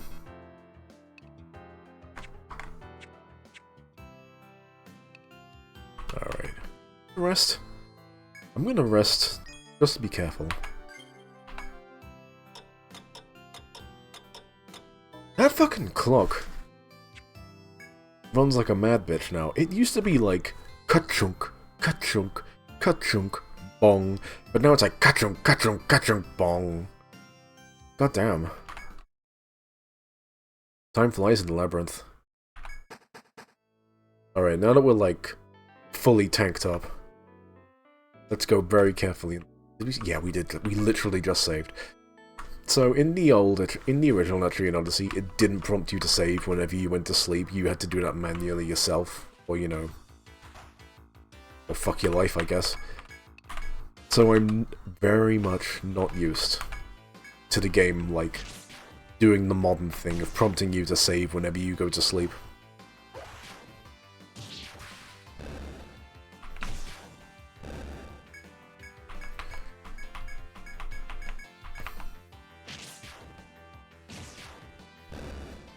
But, you know, no, hopefully... Do we have any unspent shit? Oh boy, we're actually... let's see. Remakes of Etrian Odyssey 1 and 2 called The Untold, and they got story mods. Ah, yeah. It's a criticism I've heard that, these games didn't have the stuff from the Untold games in them, and it gets me a little frustrated, because they are essentially different games. But, you know, you can't get too heated online. You gotta have a good time when you're online. Or else what's the point of it? Untold 1 does have kind of a wretchedly hard post-game. Untold 1 is just like... It's a pretty big difficulty spike in the series altogether. Especially coming like directly off the back of 4. Oh man.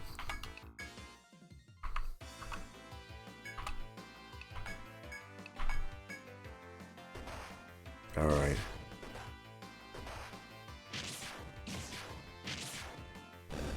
Yeah, 4... Most people consider 4 to be the easiest, because it probably is.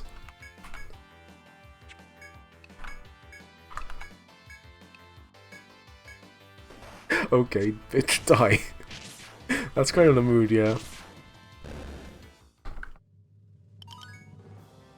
Alright, getting that level for Ace clutch at the last minute. As we go to prog for the hardest boss in the game.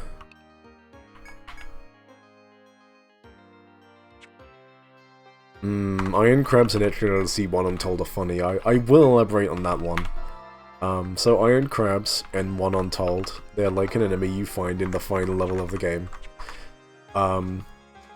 They have an extremely high resistance to everything except volt damage, and they will not move a muscle until you kill another enemy in the battle, and then they'll go apeshit and start killing everything. Incredible stuff. Like, if you don't have something that deals volt damage, you run. You just run when you see an Iron Crab. That's it. Anyway, speaking of things that make me want to run, let's rest in this fucking fragrant field. Alright. Let's get into it.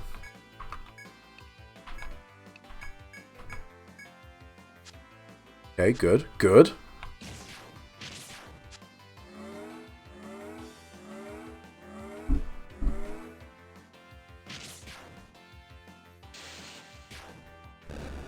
Okay, good, good, good, good. This is actually really good. Jay can one-shot the flies.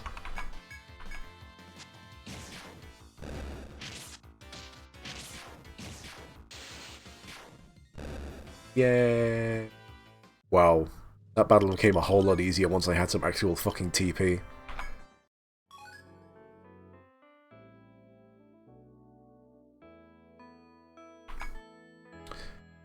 Alright. Good shit.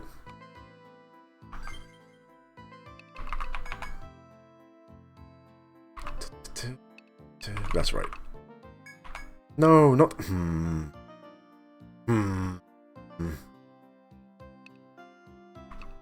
Cringe. Did not mean to put a point into HP up, I'll tell you that much. Alright.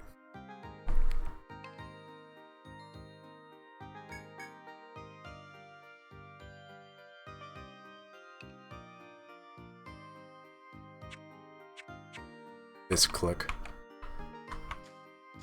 It'll help out later? Yeah, I guess it will. I'll live. I'll live. Despite it all.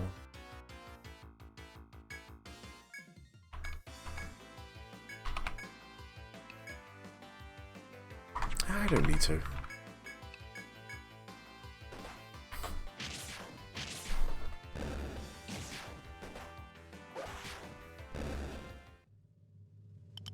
Well, folks, it's been 2 hours, but we're finally moving on to the second fucking floor of the game.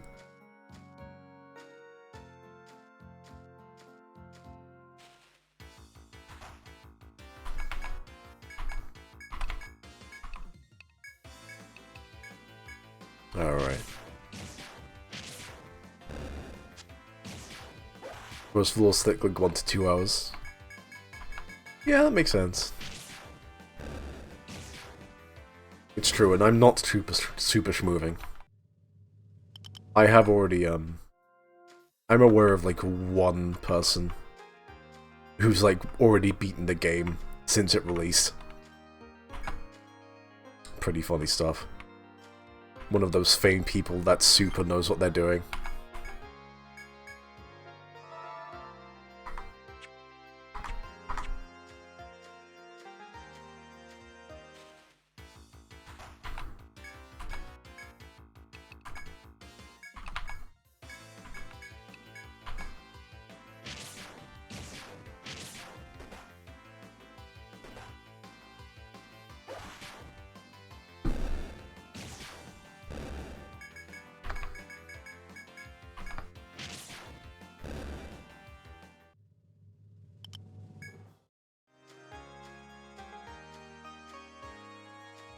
Alright.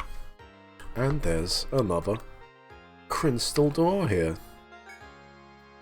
Let's just, get that marked up.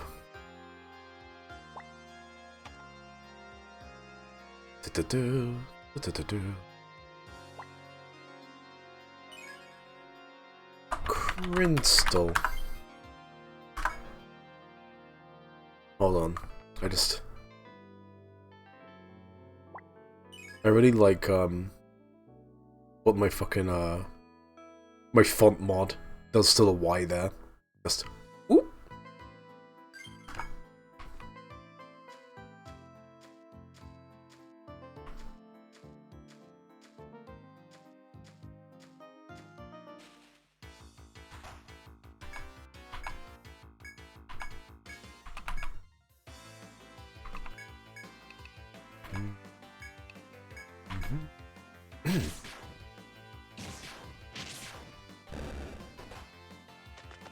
Yay, bye rat.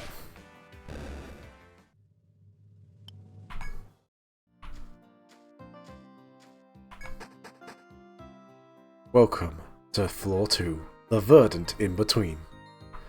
Alright, first things first, turn directly around. Mark the upstairs.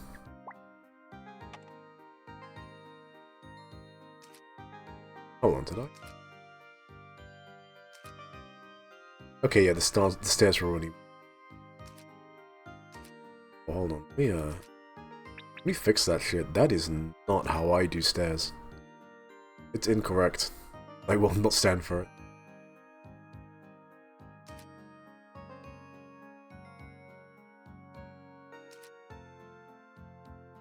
So... Am I blind? I'm super blind. The way I do stairs is separate from the... Because I'm a special boy. Just fucking sick of seeing these accidents. Alright. We can move on now.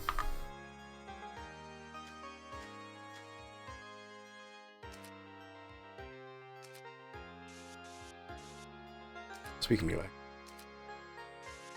Lay oop. Lay oop. As you continue into the brush, a noise ahead draws your attention. An intermittent sound is coming from the brush. Something seems to be inside the tall grass before you. You peer futilely into it, wondering whether to chance it or leave the sound alone. Well, you know I'm going to investigate. As party leader, Yuri pushed back the tall grass with their hands. Suddenly, Yuri felt a sharp pain on their hand. The noise seems to have come from a small snake. After biting Yuri's outstretched hand, it slithered off into the forest. Yay! Yuri got bit.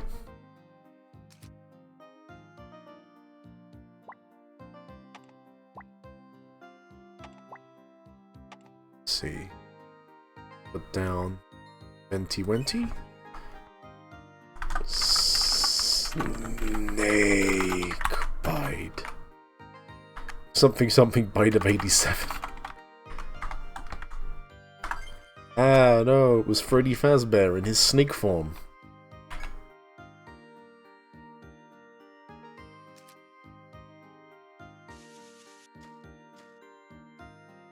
It was Freddy Fazbear, and he had a gun.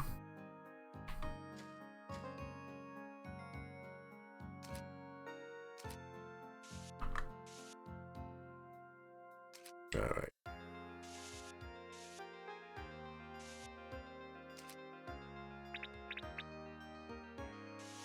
Can you make a FNAF jump scare sound? That's the best I can do. Oh yeah, check out the clip Arson made. It's kind of one of those things where you make a noise and then you don't realize what you sound like until you hear it. Good shit, to be honest. Good sound, thank you. Well, as you can see now, the venom flies are now mixed in with the lot.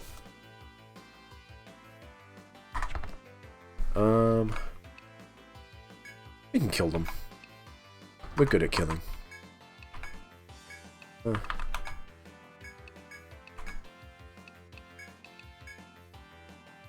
Important EO detail, you can access the map during battle. Yes.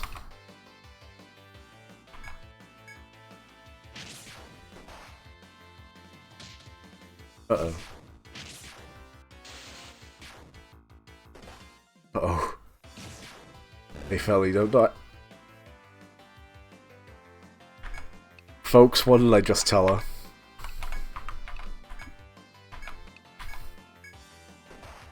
Oh boy.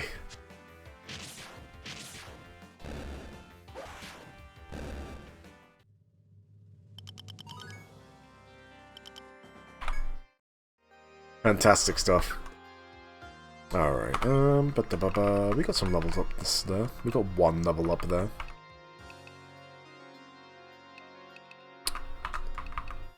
What do I want to do with you?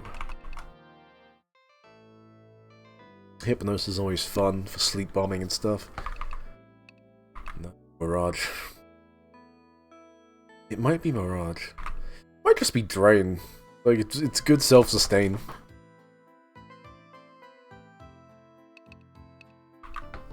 Sleep bombing is so hard to pull off, but it's so good. It's true. Honestly, I don't think my party... Actually, if I'm going for the... No, if I'm going for the wizard build, sleep bombing is not it.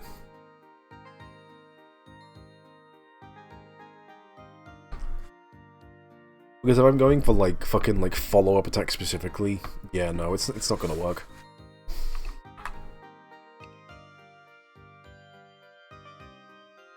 Alright, fucking, fuck it, let's just go for, let's just go for bait.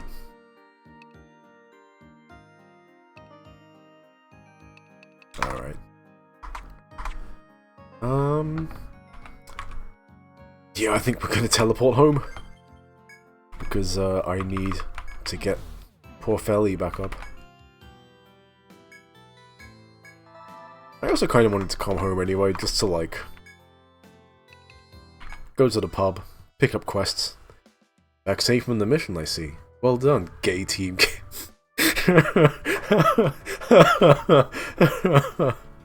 Ace is a knife boy? Yeah, Ace is a knife boy. Gay team kiddos. Starting to hear about you from the off-duty soldiers. Everyone's pretty excited. So, am I right in thinking it's time to talk business? Here at the Golden Deer, I hear all sorts of problems that only adventurers can solve. Gathering materials, wiping out monsters, you name it, I hear someone sobbing about it.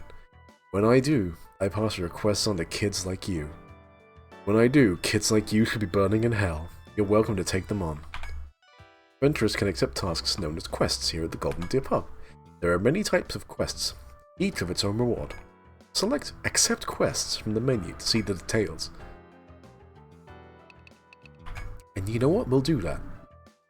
Love us Miss Favor, To Taste It Once More, A Favorite Dish of Liquor, and Monstrous Codex. See, an Etrian artisan desires 7 strips of soft... Oh my god, 7 strips of soft hide. This is good, because it's a large amount of something, and I have to deal with Etrian Odyssey's drop rates, which are very low. Decided to take the request, have you? Good, I've been hoping someone would. This request is from an artisan, right here in Etria. Hide goods are in high demand, his supply is running low. You shouldn't have a problem getting some soft hide from the forest critter. Good luck. An old adventurer getting on in years wishes for holy water that can only be found within the forest. Decided to take the request, have you? Good, I've been hoping someone would. I forgot that he says that when you take every single quest in the game. An ex-explorer, I guess you'd say, wants you to get some holy water from a forest spring. Supposedly, you can get some of this water deep within the east side of the first floor. Careful not to slip, okay? Leica has posted a request for materials necessary to craft a hand axe. Decided to take the request, have you? Good, I've been hoping someone would. Shaleka's Goods is the only place in Etria to get weapons and armor. When her granddad ran the place, he'd gather materials himself to make all kinds of stuff. Ever since he inherited the place, well, the kid tries, but it's not the same. She's got her hands full just running the shop, so she could use a hand. You help her?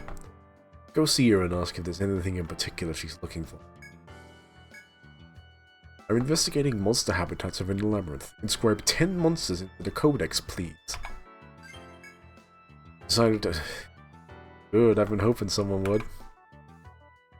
The job this time is to enter 10 unique monsters into the Monstrous Codex. Remember kids, copying off someone else's list is cheating. Do I have 10 monsters? No. Oh wait, no, I remember. I have to, 1, 2, 3, 4, 5. Okay, so I have to get 5 more monsters in the Codex. That's fine.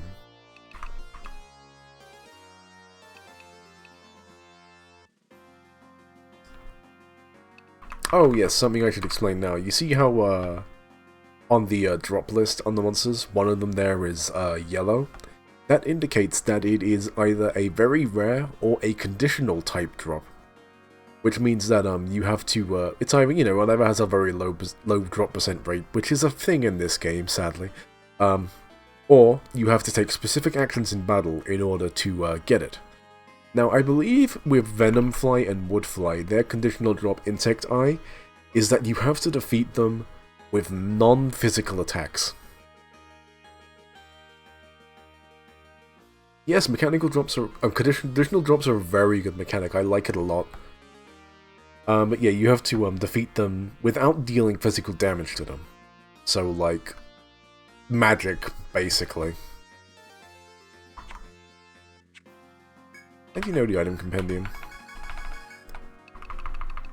You get a little, little forking, Bimbus. Yeah, fucking, a little piece of flavor text for each of the drops you've collected. Fun times. I see you've reported a few of the things you found inside the forest. As they say, even oaks grow from small acorns. Everything must begin somewhere. I have high hopes that you'll one day solve all the forest mysteries. I'm gonna tell you something, folks. He does not have high hopes that we'll solve all the forest mysteries. But, more on that later. I have got to solve all the forest mysteries.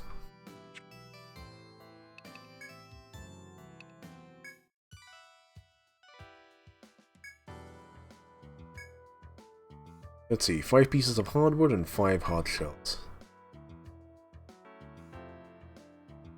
The Walgreens greeting card aisle. So, I'm gonna fucking, I'm gonna demonstrate just a part of this game to you right now. Just to get this hardwood. So, what you do in this game is, if you ever need to get things from, like, take points, you just make a farming party. Like, it's 5 for survivalists specifically. Oh, I don't want you. I want one of each portrait.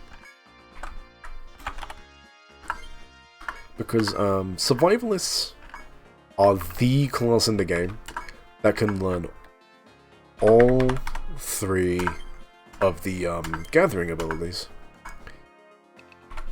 Now, usually, what you do... This is my favorite portrait, by the way.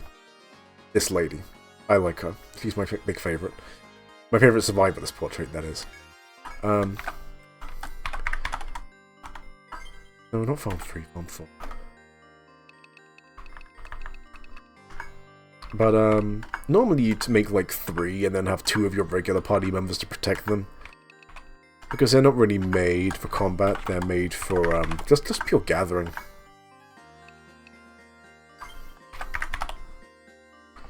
But in this game, there is a funny thing called Picnic Mode, which trivializes gathering parties entirely. Okay, hold on, let me just...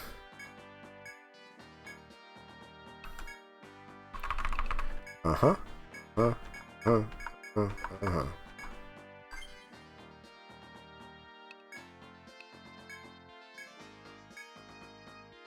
So what we're gonna do is we're just going to, like, go to custom, and for now we'll just put 1 in each, because when, like, with a full party of 5, we're not going to need all of, like, to maximize all or nothing.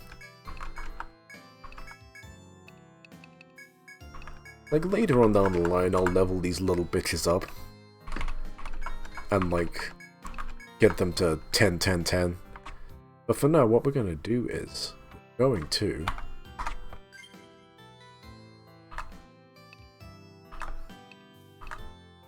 take advantage of the way this game works. I love to chop mine take. Honestly, me too. That's a difficult. Okay, where did I put the difficulty in this game? Okay. There it is. I'm just quite blind. You just checked on Steam, they're selling each of the first 3 games separately.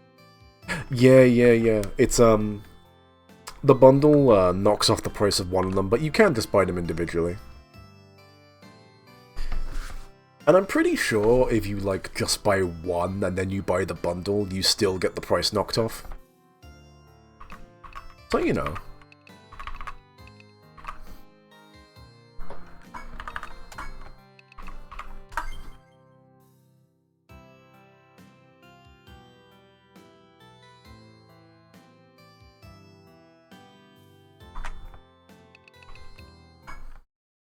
Alright, so let's fucking...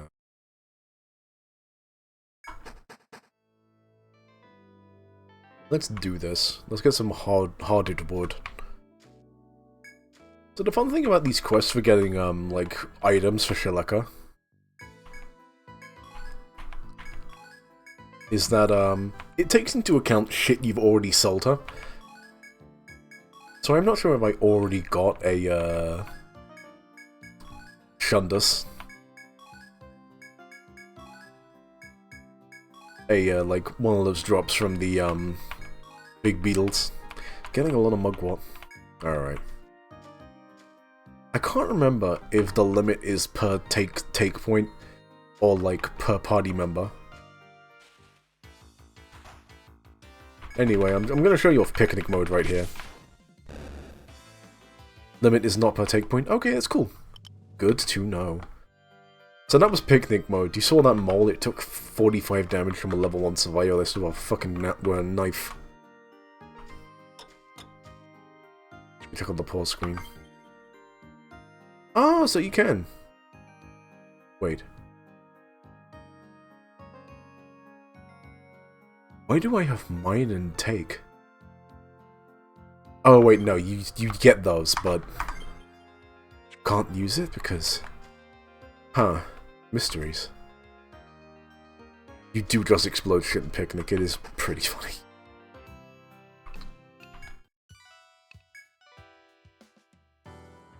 Let's see.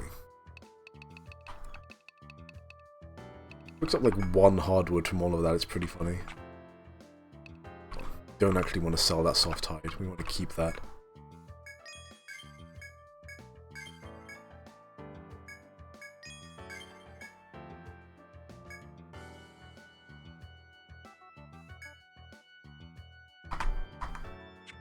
Alright, so normally I would just sit here and just like reset the rooster and keep doing that, but I think that one I'll just do off stream.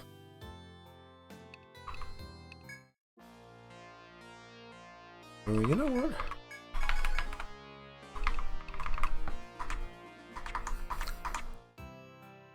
So let's just go ahead and reset the difficulty back to expert. Or I am an expert. And, yeah. Get our party back. Oh, guild. Gay kids. Gay boys? Gay team. Now, what's new in the Septipod? Picking probably just lets you take out the first FOE of the farm party. That's pretty funny. Like, oh, Bravens. I don't need those.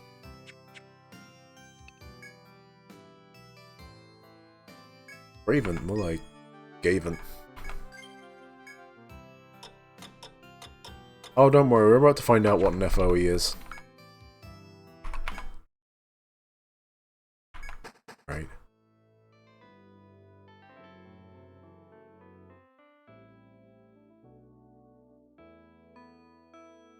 Look at it again. Stop showing me the mouse controls, I don't want them.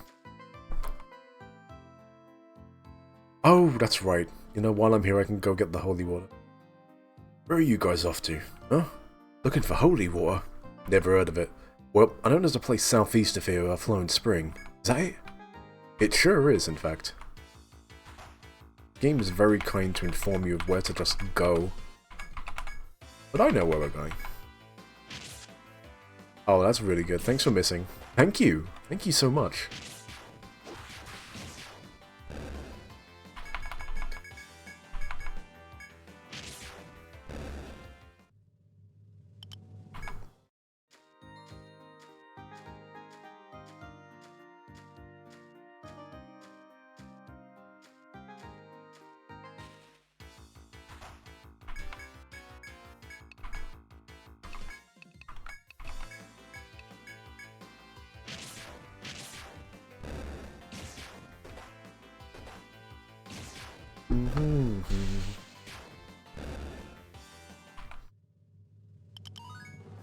Yay.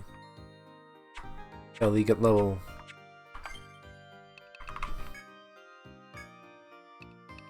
It's funny. Okay, yeah, we'll put one hit into multi-hit. 1 point into multi-hit, rather. Won't be using it that often, because, even at early level, multi-hit will drain your TP. As you walk the narrow path, you see glistening water flowing from between the rocks. Oh. This keeps happening to me.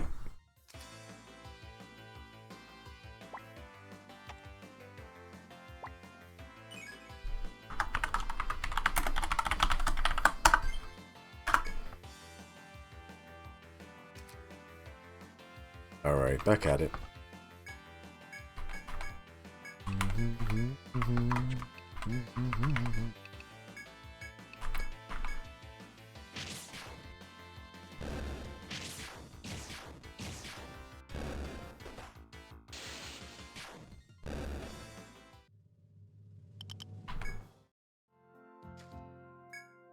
Reach out to that water to draw from the source.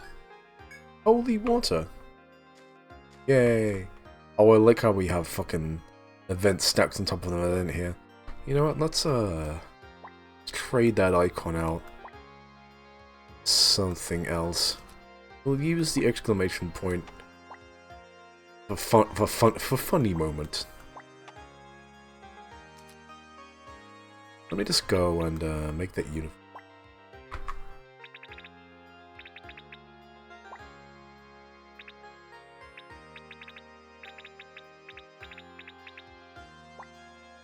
There we go.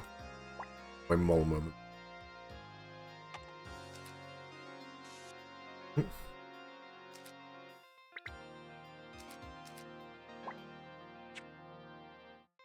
There we go. World's funniest moment confirmed for mole.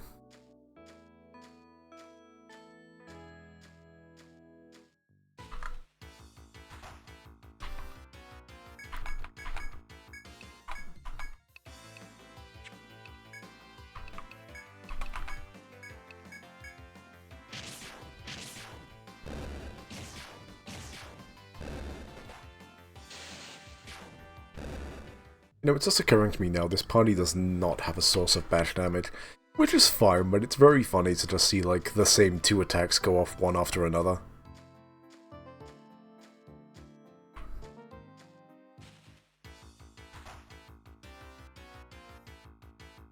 Alright, Clawbug. You know what? Let's just take advantage of the defend command. And fry its ass. Yay! Yay! Clawbug!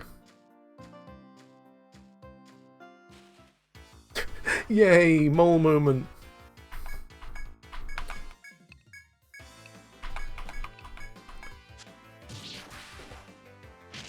I'd actually like to reserve some of my TP for when we actually get to floor 2 again.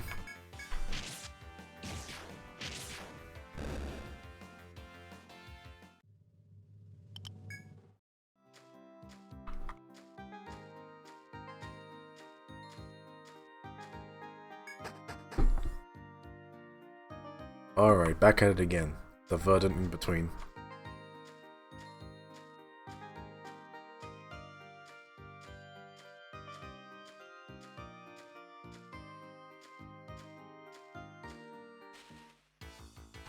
Oh boy.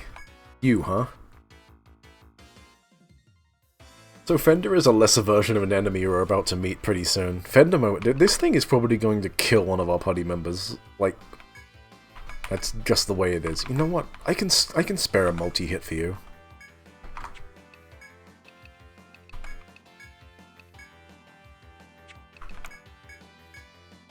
Spooky Shin Megami Tensei Elk. Oh!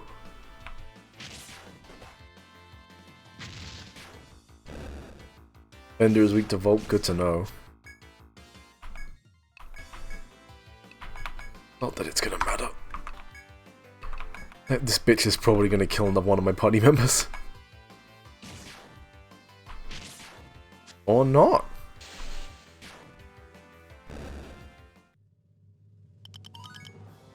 Alright.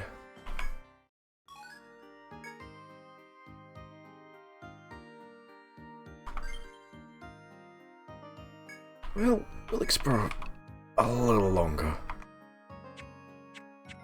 But oh boy, that Fender jump scare.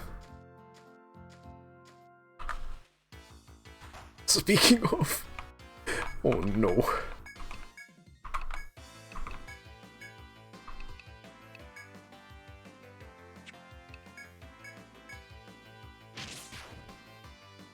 Oh, scary Fender, scary Fender.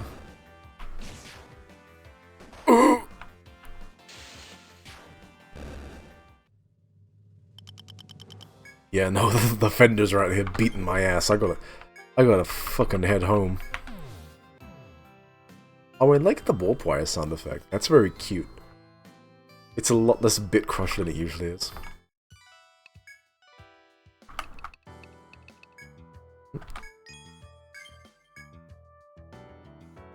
Shalika has a new item in stock. Jerkin.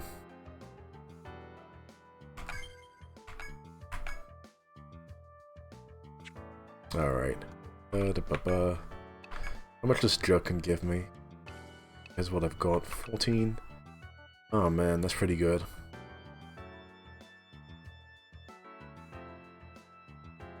It's like a 2-point difference. I don't know if a 2-point difference is great.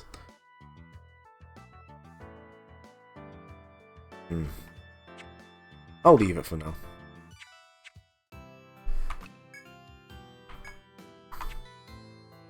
It's just a motherfucker out here not buying accessories. Okay, yeah, let me go and see what accessories I've got available to me. Fucking, what's a red charm? Oh, TP plus 5, not bad actually. Cut resist? Eh.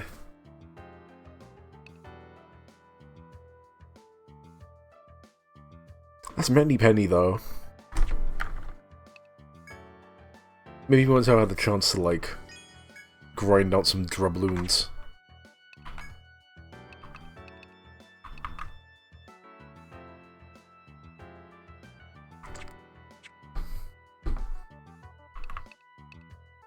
Alright. Hey, did you get new weapons? Let's see. Oh, yeah, you got new weapons. Give me that shit. HP was nice for aggro control, that's right.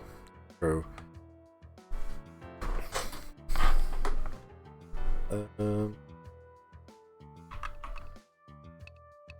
Yeah, honestly, let me pick up that sword.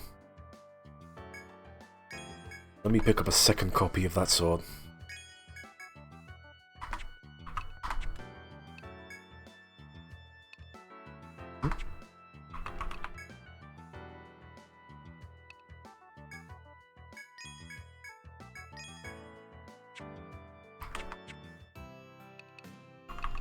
Let's go to the Golden Deer pub because we got a request to turn in. Let's see, an olden, yeah.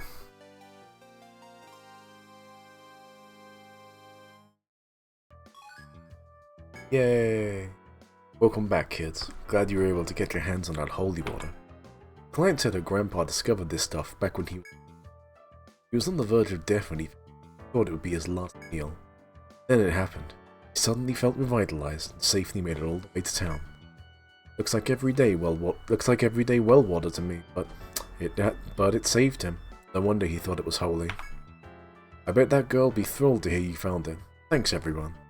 Think there really is some mysterious power in this stuff? Ha! Nah, can't be. Yay! Do I have a quest again? Right, the Codex, and Shileka, and Labyrinth. Alright. Alright. Back at it again.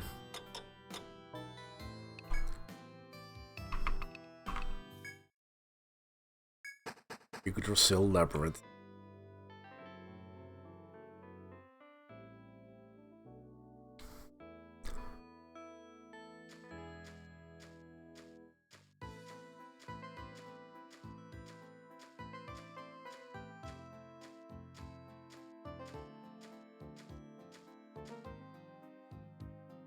Oh, come on. I don't want these mouse controls. I know I keep complaining about them, but in my defense, very annoying. Alright, let's see how much of a difference that shorted sword makes. Ooh, shorted sword kinda goated.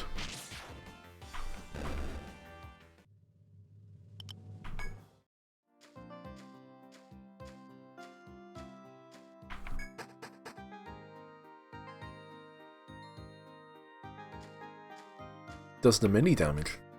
Oh, you know what? Let me shore that up. By shore it up, I mean make fucking 500 mistakes.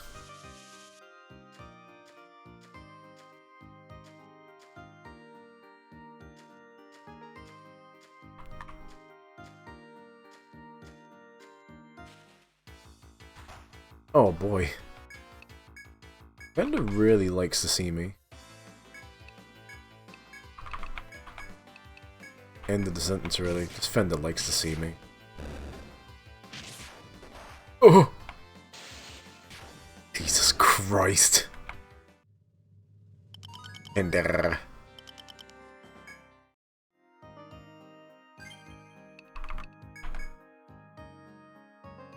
Alright.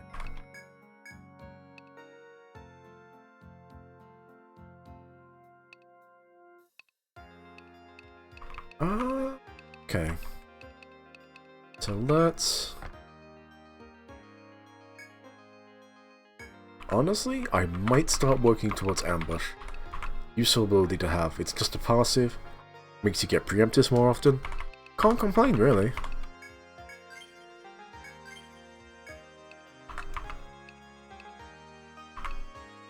Trickery is pretty useful against enemies if you know that they have like a chance to miss. It's just, you know, lower the enemy's accuracy. Okay. Keep working on that fire. Oh, did Wahoo level up? Wahoo leveled up? Alright. That's right, we're getting songs to 7.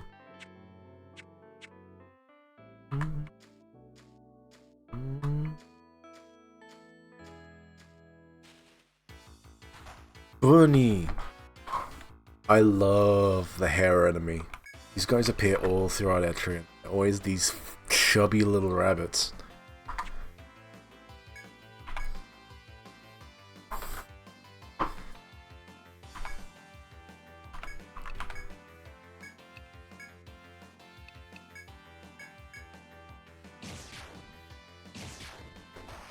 They look so big and grumpy. There are honestly nothing to write home about in this one, but in Untold, they started like making them be like the first enemy you'll come across that like has an elemental attack. So they just give them a little ice spell. There's no rhyme or reason to it, but you know, who's gonna deny an ice spell to a little bunny? Oh, I could have just... This was just a loop around this whole time. Every time I've come around this way, like, well, there's gotta be something around here if there's a bend. As you continue your adventure, a ferocious roar echoes through the forest. What could it be? Moments afterward, you hear heavy hoofed footsteps galloping through the forest. A dreadful enemy unlike any you've ever yet seen is fast approaching. The dot on the map is a type of enemy known as an FOE, Formido Oppugnatra Exesquens.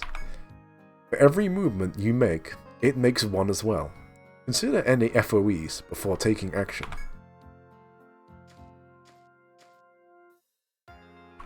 So that's my boy Big Orange. He's an FOE.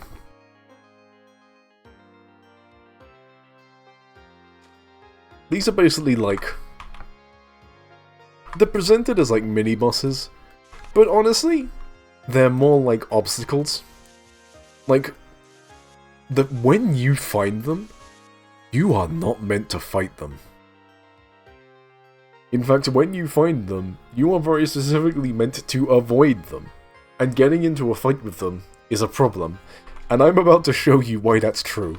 Oh no, unless the worst encounter I could possibly have found comes across me. Holy shit. Holy shit. Holy shit.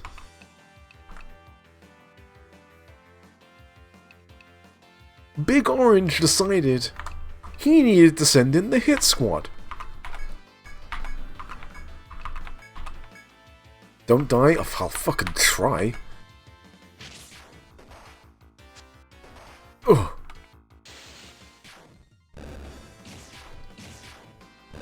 Oh, fucking nice one, Felly. Felly's really putting in work here.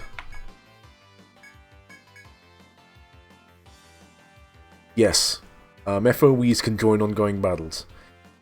If Big Orange over there decided he wanted to turn around and start coming towards us, he could just join this random encounter and make it worse.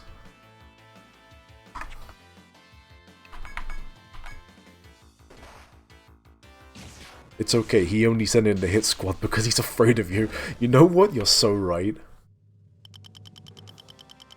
Jesus fucking Christ. Anyway, with that out of the way, let me show you Big Orange. So this is the Ragealope, also known as the Fury Horn in later entries.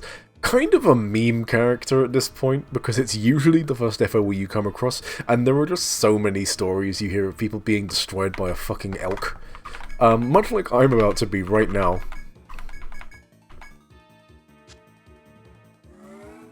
It's like generally the first enemy you'll come across that does have like a status effect that it can put on you, and the status effect it puts on you is probably the worst one in the game, which is Panic.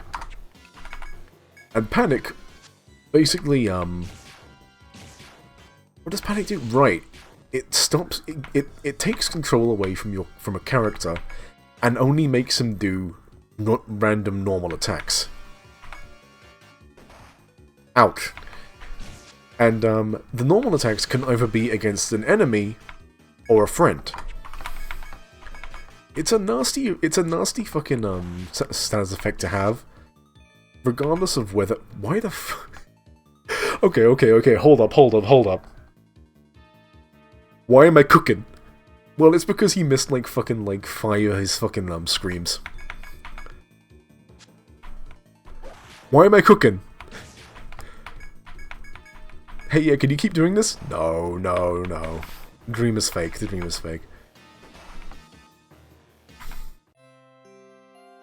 That's the game over screen. Anyway, that's Big Orange. I just wanted to, the dream is never real. It all comes tumbling down. Damn. Okay, hold on. So, while we're here, I have, like, the scummiest YouTube rip of this video I'm about to show, because it's the only one that fucking, like, exists with fucking, with fucking, subtitles. I'm about to show you, like, the thing that, like, way back in the day got most people into Etrian Odyssey, like, Western fans. Okay. This video by, like, a fucking doujin group called Iosis, who, like, largely doing Toho music, but also just, like, did a doujin album for, Etrian Odyssey. And yeah, they did this one. They made this one into a music video.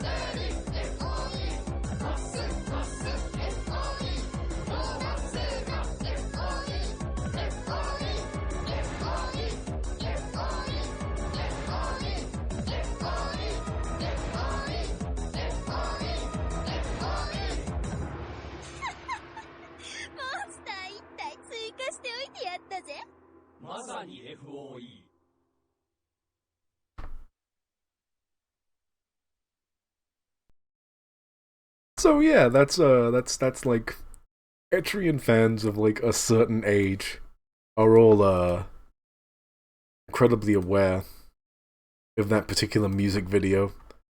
I just wanted to share that with the class. Alright. Back at it. Back at it again in Labyrinth. Ah, you know what? It's been like 3 hours. I'm not gonna finish just yet, but I'm gonna take a short break. I will be right back.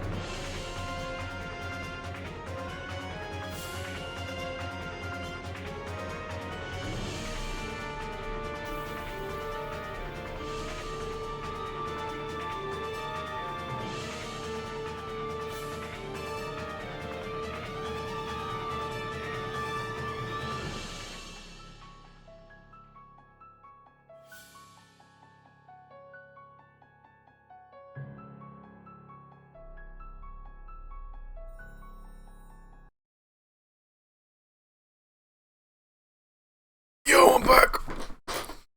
Ready to game! I don't know why I'm doing that voice. But, let's just get back into it. What was I doing?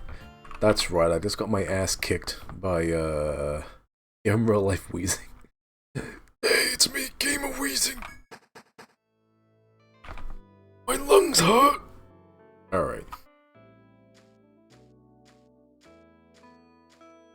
I just got my ass kicked by Big Red. I was gonna go play the game for real this time.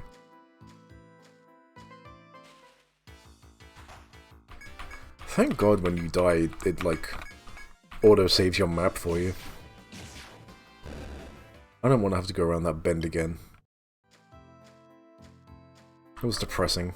Did I be right back? So you can smoke an entire pack of Winston cigarettes and come back. Alright, enjoy that.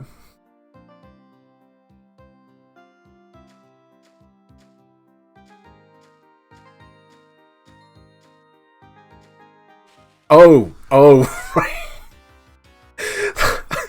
Listen, there are a lot of people from a lot of walks of life. I am not going to, like, entirely discount the idea that someone who drops into my chat might just be chain smoking.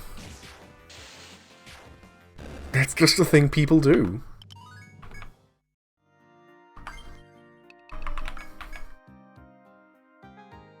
And listen, I'm not a smoker, I'm not involved in the smoking culture, I don't know what they do. If someone told me that they smoked an entire pack of cigarettes, and that was just normal to them, I would be like, hey, you know what?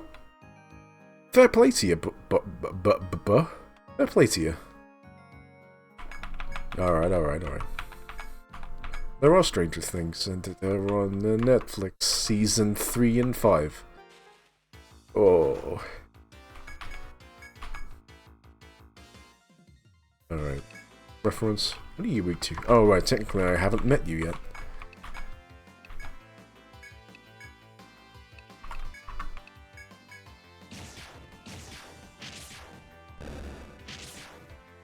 Wow, okay, that was clean.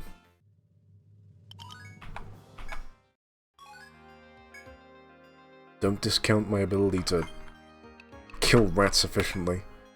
Someone leveled up there. It was you, it was Felly, my friend.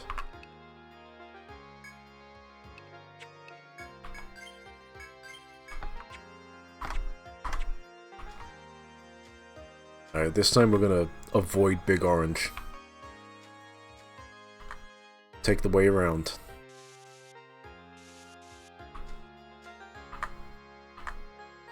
I'm like, like I'm basically up. No. The only reason I got so far fucking fighting Big Orange that time is because I got very fucking lucky. I'm gonna. But it would look really good for my viewers. I would look so cool if I went out there and just killed Big Orange. They'd be celebrating me in the streets, but I must resist glory.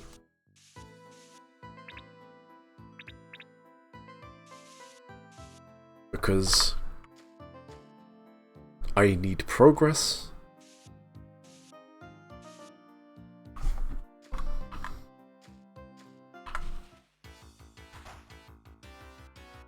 God, I fucking love the bunnies so much. I just look at them and I'm like, oh, that's a fucking bunny.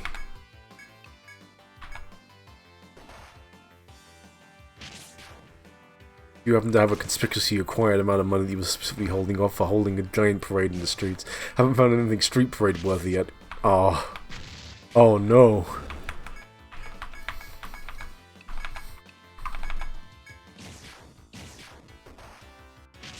Not the street parade gambit. Alright.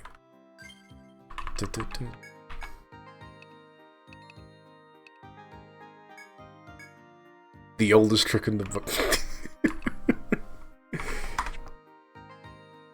There's an older trick than the street parade gambit. I don't want to hear it.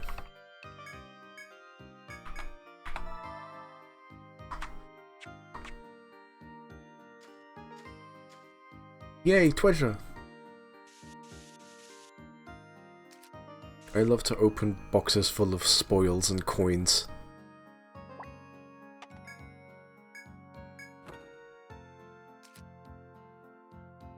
Oh, warp wire. Sure, I'll take a free warp wire.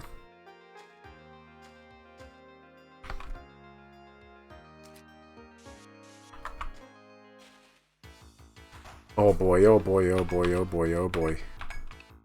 We're having a Fender moment.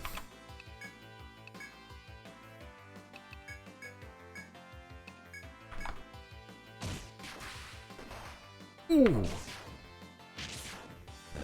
Like the skin of his teeth, Ace survives a fender bender.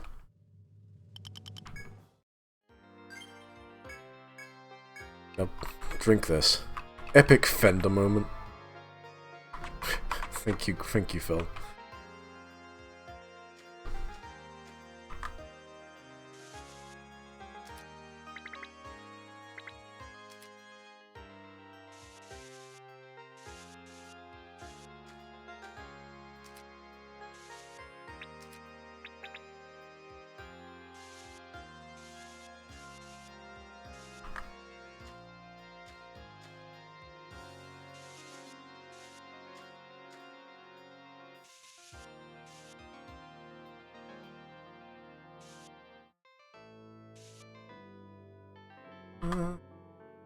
Let's head down this way first.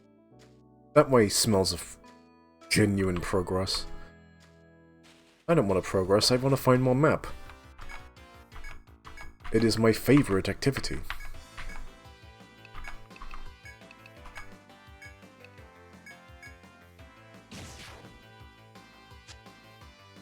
Oh boy, oh boy. Good. Good. Oh, just the one hit? How soon do you get resurrected in this game? Well, first off, I don't have characters. I don't have characters that learn like strict resurrect. Second off, it's gonna be a minute before we can get like revival items, because we have to like gather the ingredients for them off the ground.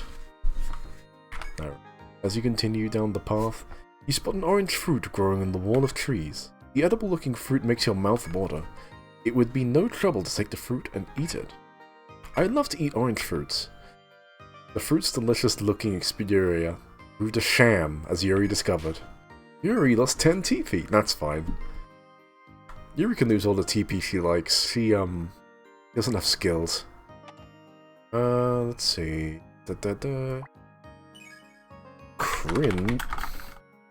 Cringe fruit.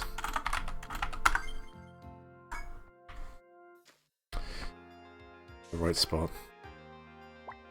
Thank you.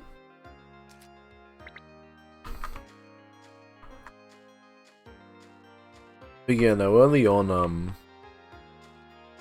revives are gonna be hard to come by. Let me just make way for Big Orange right here. You always make way for Big Orange.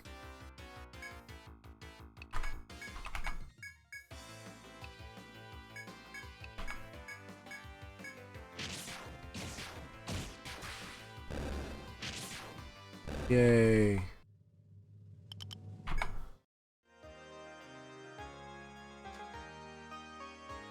Christ, I got scared there for a second. I thought he was coming at me again. Uh-huh.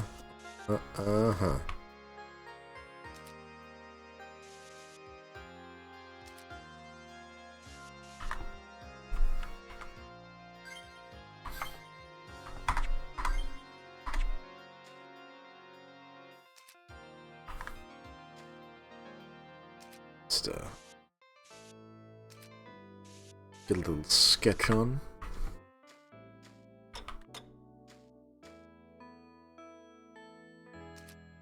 Another funny fork. Get my sketch on further.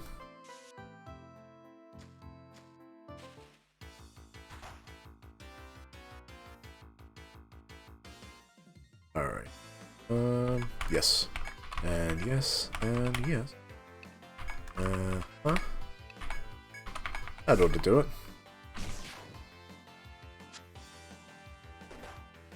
Oof. Okay, good. Ace and Yuri are one-shotting moles. Good to know. Oh, you need to start giving me them hide scraps. Need them for my quests.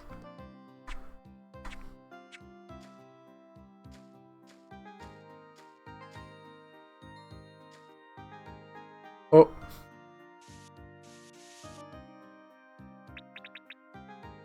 This path seems ill-advised. Oh? Oh? Oh? Oh. Oh. I can see a crossroads up ahead, but, I think Big Orange might be pretty strictly, patrolling it. Uh-oh. Defender. Defender loves to give me trouble.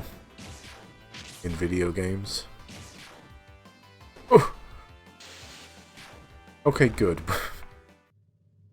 At, like, full health, we are pretty firmly out of Fender death range.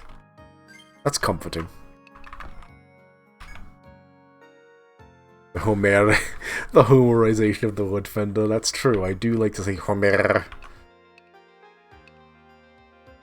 There's just something about ER words that, like, really loan themselves well to, the rolling of the R, just Fender, Homer.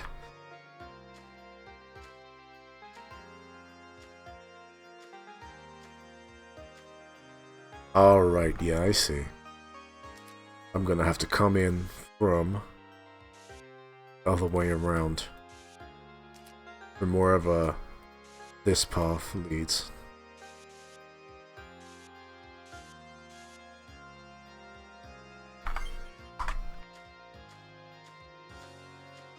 Oh, hey, you know what?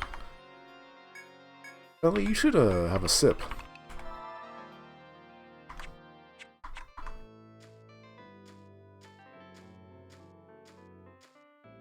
Grip and sip.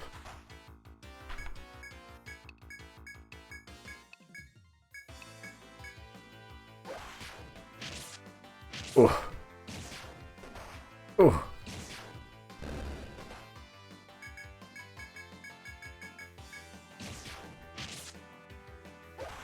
Yuri!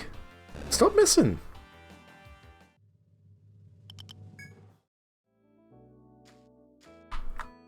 Missing the tree rep with your mighty sword swing. This too is Yuri. How many funny potions do I have left? Look at the one. Alright, fellas, drink up.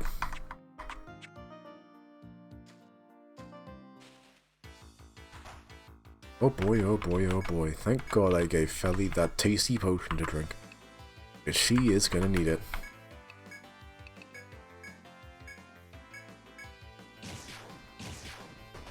Oh!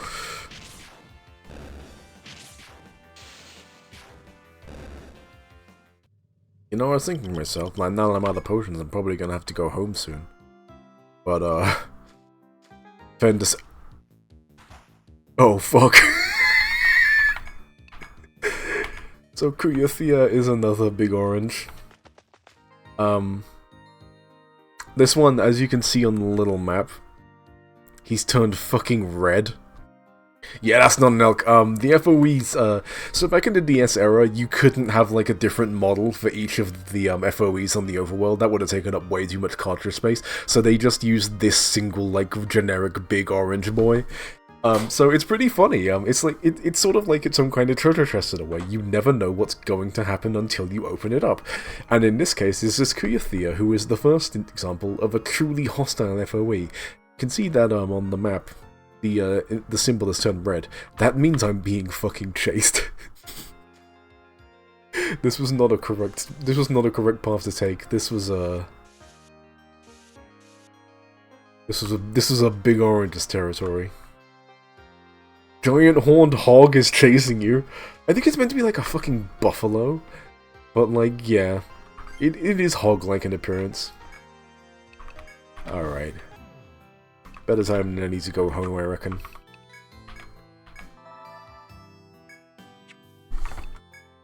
Alright, give me your Pepsis. 5 of your finest.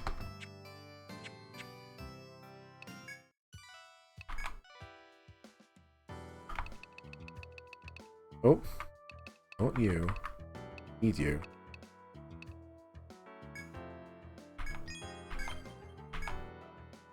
The Bone Axe. The Fang Whip. The Bone Axe isn't actually what I need, right? Yeah, I need to find the fucking hand axe. Requires hardwood. Hey, hold on. So, 1, 2, 3, 4, 5, 6, 7. 3 more enemies in the Codex. And then I can complete that quest. You know what? Item. Oh, I haven't found any more items yet.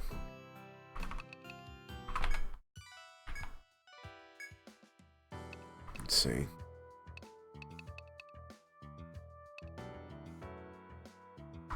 Alright. New armor that I missed? Oh yeah, just a Drunken, but you know. Can't really afford any of these yet. Alright. Back at it again at sleepy time.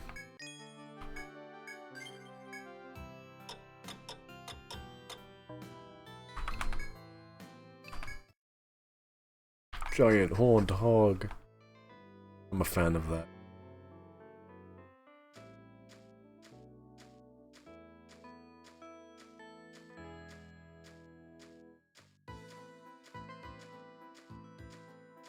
The sidestepping I'm doing here too. That's new to the series. Well, not new to the series, but new to Etrian Odyssey 1. In Etrian Odyssey, I think it was 2 they added the sidestepping. Like, sidestepping and running straight up. Like, sidestepping wasn't a thing until Etrian Odyssey 2. And, like, I don't know what the run button is in this game, but I assure you it does have it. The GHGFOE.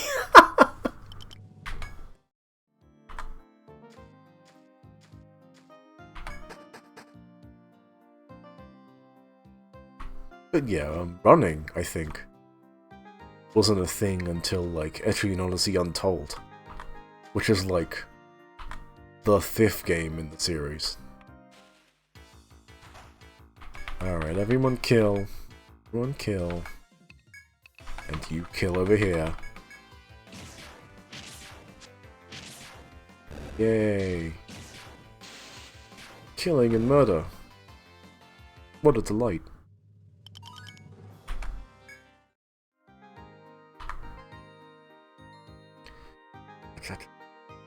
Okay.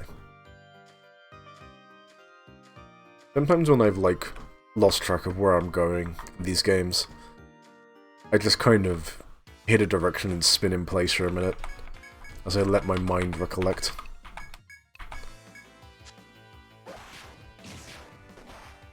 The spinning doesn't actually help my memory at all, but it is certainly enrichment for the mind.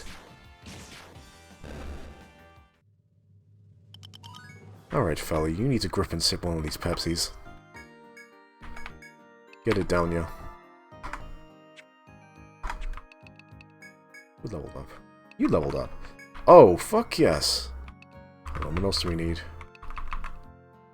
You need... Oh, that's right. You need 3 levels in TP up as well. That's fine. Yuri is fine just doing normal attacks for a while. She's fucking strong with it.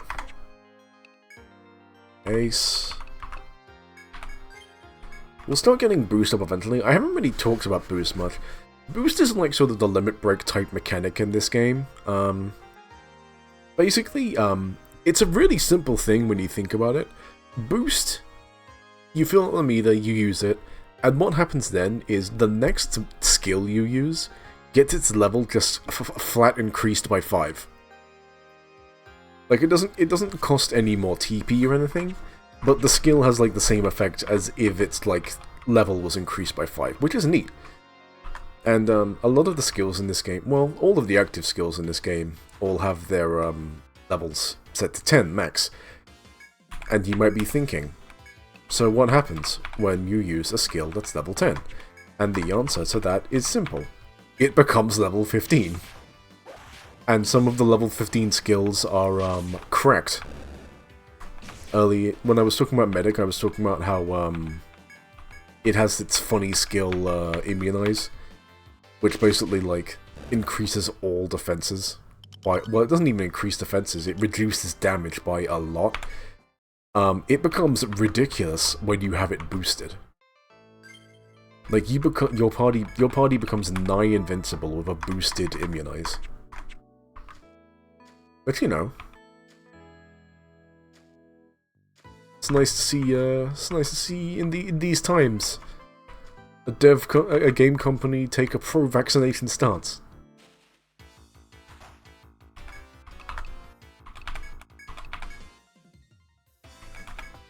Get immunized and carry a big stick. That's what the folks at Atlas say.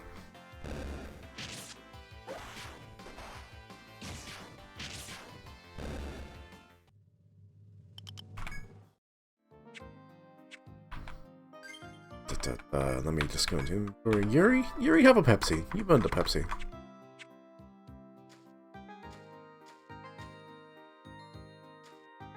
Ooh, funny fork.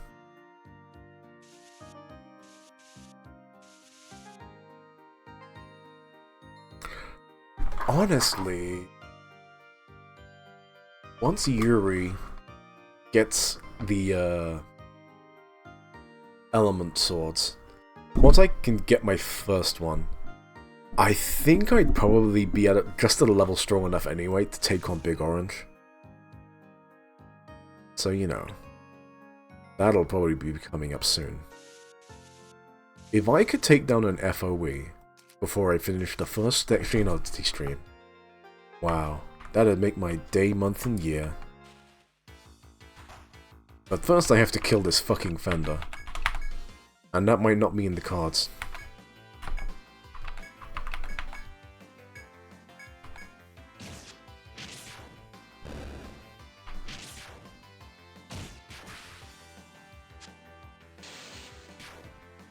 Yay. Never mind. Fucking, perfect. Freestanding Indian on a narrow trail, you see a shriveled green fruit. Judging from its color and shape, it doesn't look edible. If you really wish, you can pluck the fruit and eat it. Give me that fruit, baby! Appearances to the contrary, the fruit was fresh and juicy. Thank you, Phil. You don't need to tell me. I'm gonna... If the game asks me to eat something, I'm going to do it. In Etrian Odyssey Nexus, there are so many prompts to just eat weird things. In Etrian Odyssey Nexus, there are, like, 3 separate events. One where you can, like... I can't remember the first one, but I do know that there's one that just asks you to eat random mushrooms in the forest, and another one that says, hey, would you like to just eat moss? You want to eat moss out here? And I'm like... My video game in Christ, there is nothing I would like to do more right now in this instant than eat moss of you. Is that what... I don't think that's where the Deltarune jokes come from, but I will say, I did think of Deltarune when it happened. I was like, oh wow, this is just like Deltarune. I get to eat moss. Let's see. Okay, Gran of Smith. Dedicated to the beautiful apple that was so tasty and yummy. That was just a dead end, right? Yeah, that was just a dead end.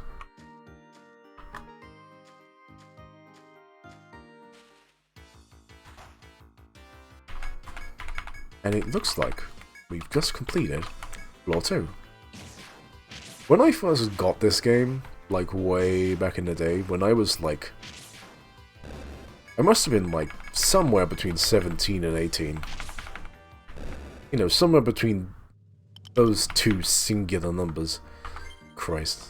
Is this expert? This is expert. I play on expert because I'm Etrian gaming. Pog. Thank you for the pog. Yeah, no, I played this game, like... I actually didn't play it much back in the day. I've owned this game, like, since it released, but, I only beat it, like, for the first time 3 years ago. And, you know, that's on expert, so... I can expert for you. Down. Alright, and that is floor 2 mostly beat. I just gotta explore this zone over here, which Mr. Kiyuthia is guarding. But you know, we'll go down. But yeah, this is about as far as I would usually get when I would play back in the day. As you descend into a new floor, a premonition of bloodshed sends a chill down your spine. Even new adventurers such as yourself can clearly feel the overwhelming sensation. It is the spectre of death looming over you as you prepare to face unknown dangers. Take heed! Beasts red of tooth and claw run rampant here. Fleeing from these creatures is no shameful thing. In these depths, survival is paramount. So, we're talking earlier about the FOEs that hate you and want to kill you. This is one of them. This is like your first FOE pattern that you have to learn, which I haven't. We're about to be killed by a stalker. No two ways about it. If I can't escape, this stalker fucking destroys me. Alright, never mind. So, stalkers take a certain amount of steps, and then they need to take a break. Large bugman. I do like the large bugman. This one's a recurring enemy. 1, 2, 3, 4. Gotcha. 1, 2, 3, 4. 2, 4. Alright, downloaded. 4 steps and then they take a break. Oh, here's the mandrakes. These guys are cute. They will also fuck you up. I don't think these ones are particularly bad, but they'll get worse later.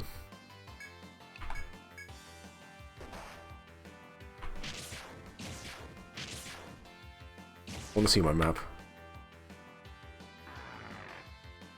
Ah, that's right, that's what they do. They decrease your defense.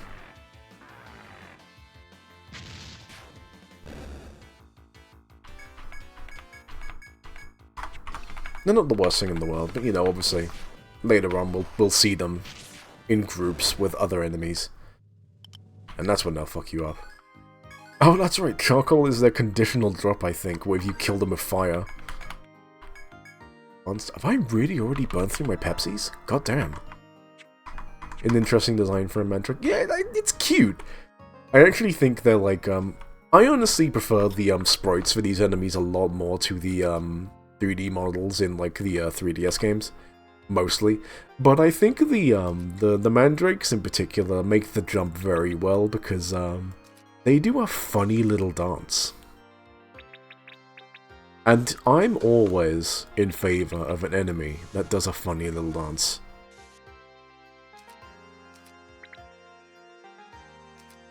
I'm glad you agree, I'm glad you agree.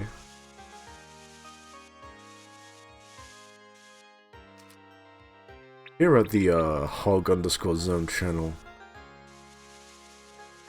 we do enjoy a funny little dance.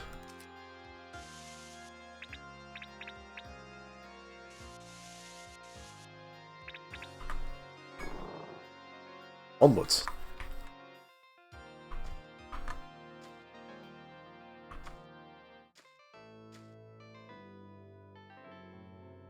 Oh, you know what? I actually think I want to go back. Because I just remembered. I didn't unlock a single damn shortcut in that last floor. And that's something I do want to do.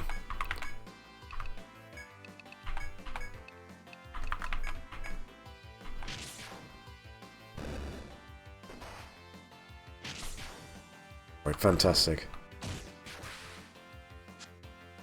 Fuck him up, Felly! Right, well, he didn't really fuck him up, but you know, I'll forgive you. It's only a level 1 multi-hit after all. And no one got poisoned, so you know. No harm, no foul. Hey, do I have enough soft hides yet? Because I have a lot of them. 1, 2, 3, 4, 5. Oh, for sure. I'm pretty sure they only needed 5.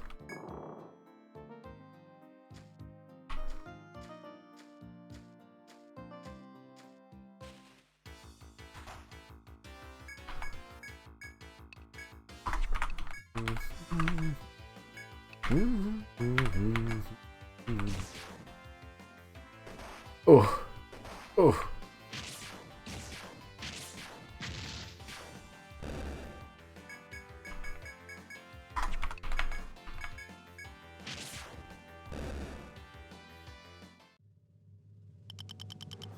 Alright. Doing okay. Now, don't want to waste any of my good Pepsis. 1, 2, 3, 2. I'll escape this one actually. Just considering the map.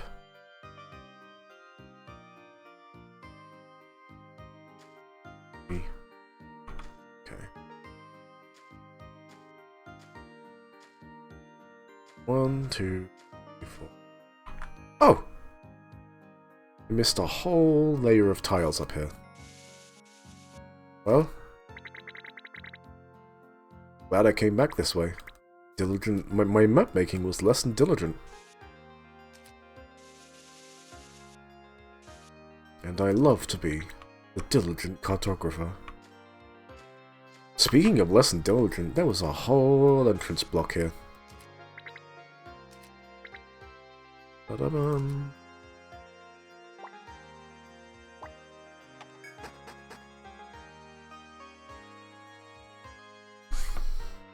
Alright, now let's go hunting for shorted cuts.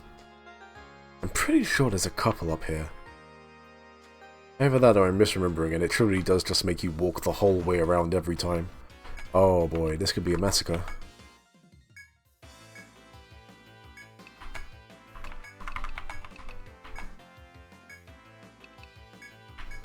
If it is a massacre, that's fine. You know I keep that thing on me, and by that thing I do mean the warp wire.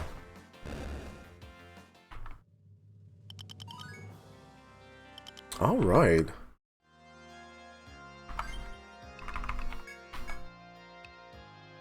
Things could be worse. Felly?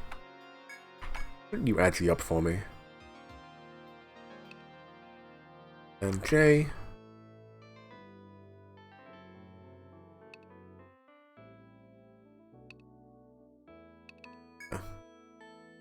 We'll work on getting Ult to level 3.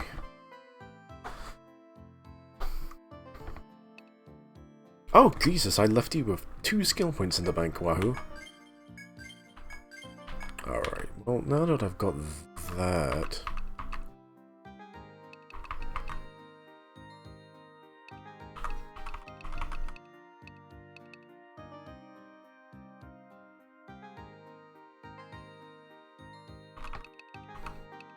I could start pumping bravery. Yeah, you know what? Let's do that. Let's pump bravery up to 5. Because that's always going to be important. And then once we've got that, we can start working on these maybe. The funny elemental defense skills.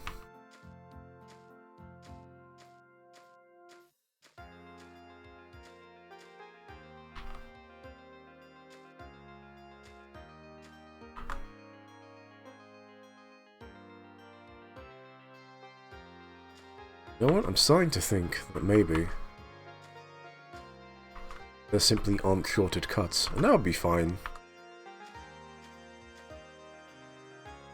Haha, haha, yeah, this is just a dead end. There's no shorted cuts here, friend. Simply pain. Alright. Time to head home.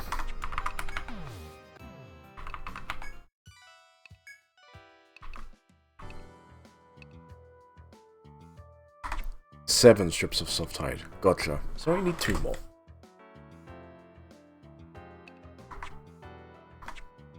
Oh, that's right. I'll have more quests to take on, because every time you reach a new floor, you get new quests. A student at Sift Apothecary requests that the wood flies thwarting her herb gathering be exterminated. This is from a girl training at Seth's to become a medic, so I'd say it's for a good cause. She was searching for herbs, and a wood fly attack forced her to come back empty-handed. Your job is to take out 7 wood flies so it's safe for students to gather herbs again. A few wood flies should be no problem for you, right? Good luck down there. A few wood flies should be no problem. Terminally ill boy of Etria wishes to meet a brave and excellent Landsnecht before he dies. Oh, that's right. This is part of like a quest chain where you have to bring a certain leveled class to this very, very sick boy. Decided to take the request, have you? Good, I've been hoping someone would. That poor kid. He'll never be strong, so he wants to meet a powerful adventurer. He's hoping to meet a Landsnecht above level 20. Do this for him, okay? Above level 20? Sis, do you think I have a level 20 Landsnecht on me? You're crazy. Alright. Well, that'll be one to keep the bank for another day.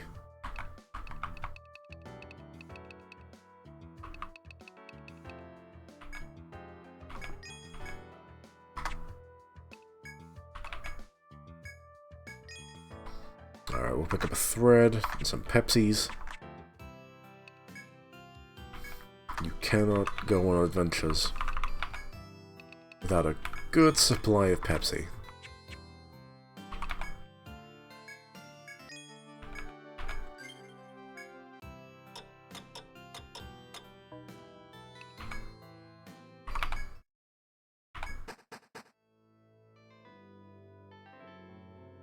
Back at it again.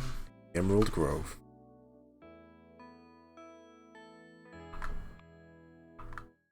Right, just straight up. I'm so used to like floors where in order to get through them, you just have to go at it with an elaborate series of shortcuts, but no. Welcome to the Emerald Grove, you just go straight up.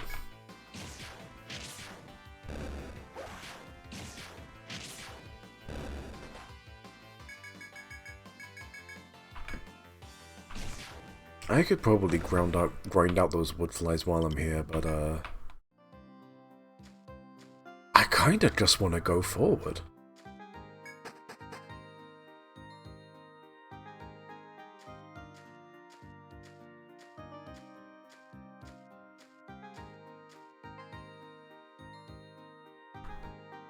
Oh, did I not close off that? Out of sheer frustration. Not out of frustration, out of like jokes. Wait. Oh, that's right, I didn't clear that off because there's space behind... I just saved. Let's... The game is telling me, no, you should not take on Big Orange. I am going to discourage you from taking on Big Orange by sending the worst possible series of enemies against you, once again. And then killing you!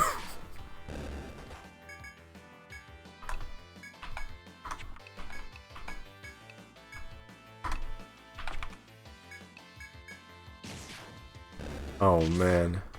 The game thinks you aren't ready for Big Orange. Joke's on you, you've been drinking Sunny D your entire life at this moment. Exactly. Well, I got my soft height. Ain't that grand? Ah, you know what? I'll walk home. I'll save the money on the thread. I'm pretty sure I can face most threats on this floor with 4 party members. This threat? 4 party members? Should be fine.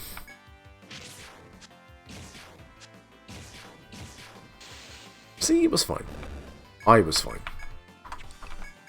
We were fine. As a family.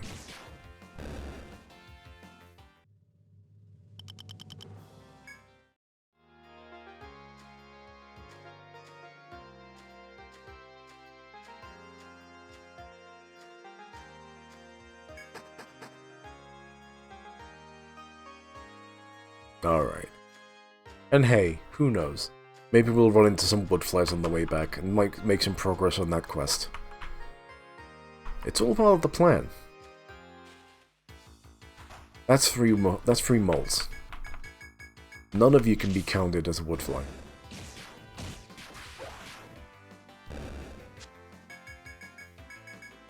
I don't even need your soft hides anymore. Not that you're dropping them.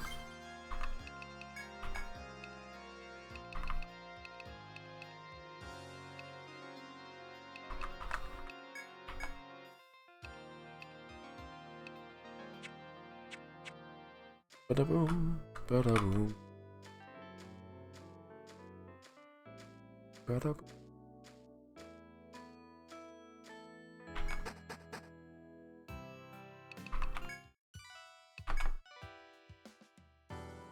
Oh! Oh, I guess it just meant subduing 7 woodflies full stop? Because this quest is done! You still haven't subdued the woodflies. Report that you have subdued them. Hold on, what? Oh no, I couldn't do that. I'd feel so guilty. I couldn't lie about killing woodflies. It's funny that it lets you! Welcome back, kids. Good to see you finish up the request safely. Keep up the good work. Oh, that's it? Yeah, thanks. At least I got money out of the deal. I do like to get money. Alright. I was gonna rest up anyway. Oh, that's right. I was also gonna revive Yuri.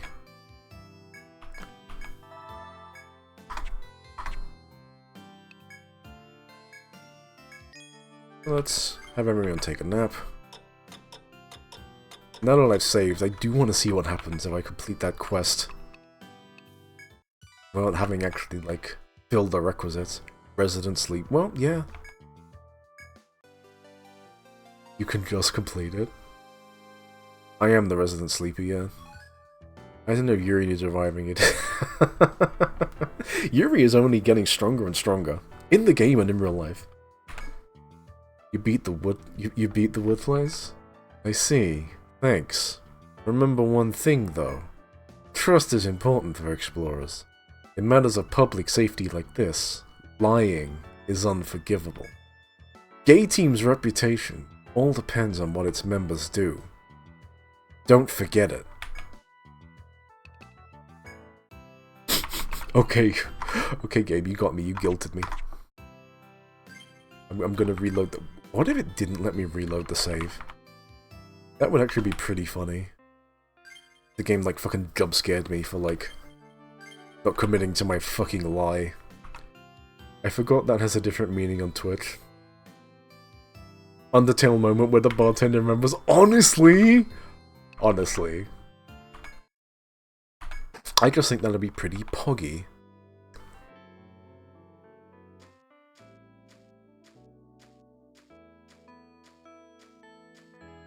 Like, just so we're clear, I don't think that whole thing has any bearing on the rest of the game at all. But it should have. I think it should have been a thing where, like, once you complete that quest, everyone starts treating you a little bit more like a piece of shit. That would have been fun. Etria. Yes, yes. And next I will start leveling Ambush.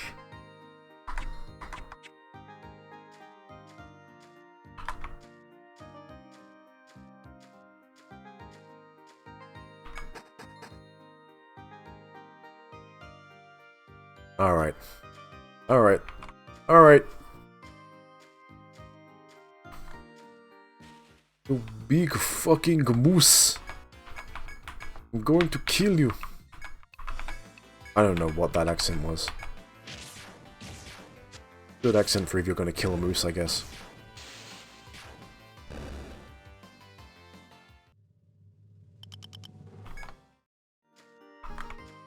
Alright, alright, alright.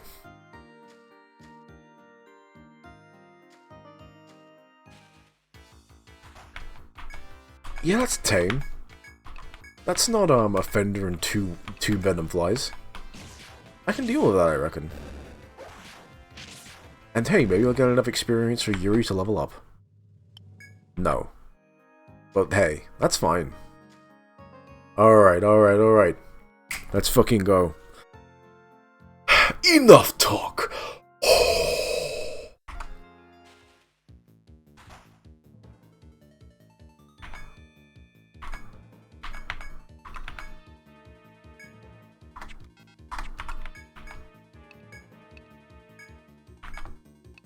Alright, alright. Oh, fantastic! It happened. Ace got panicked.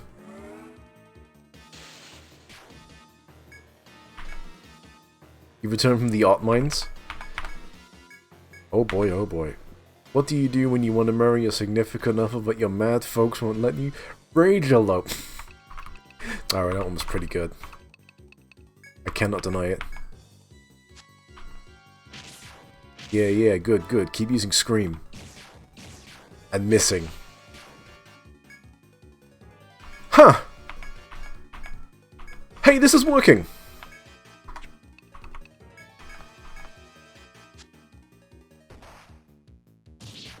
Holy fuck! For you and your moment. Oh, you drew me some art! What a darling young man you are.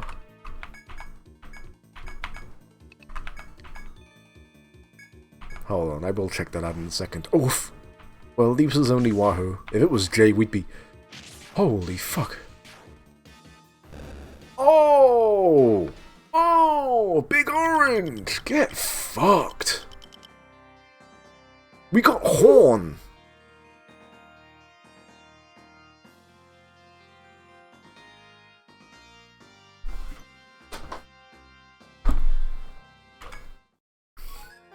That was pretty fun.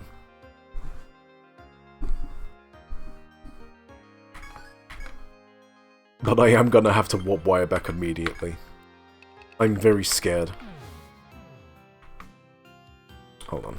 Let me actually, Oh.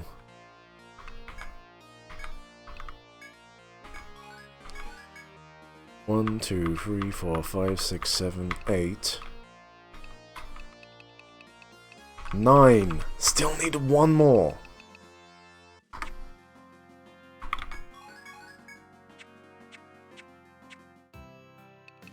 Alright, let's sell this horn, see what we get out of it.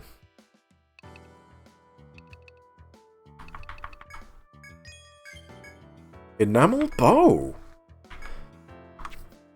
Oh, that's right, fucking, there are these cute little accessories that a troubadour only that are like, instruments.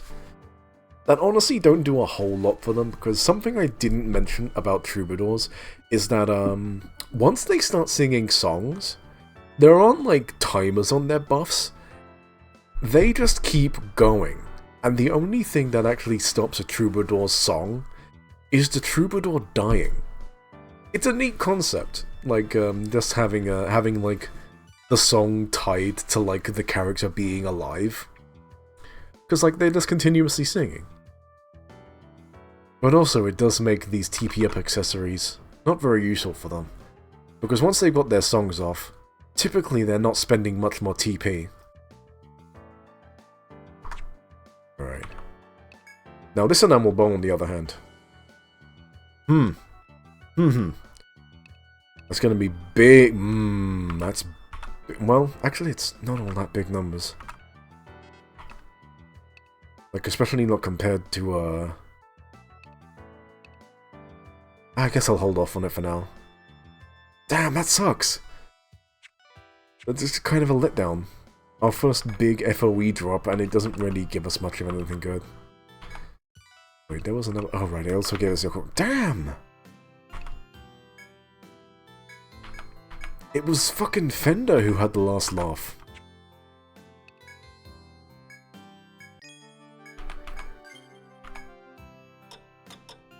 Alright, let me stock up on Pepsis and then I'll take a look at this art.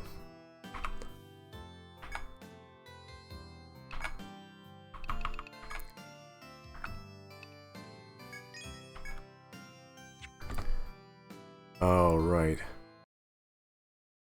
RL. Oh, that's so cute! You got everyone! Oh, and I'm there as well, at the front, drawing the map. Wow.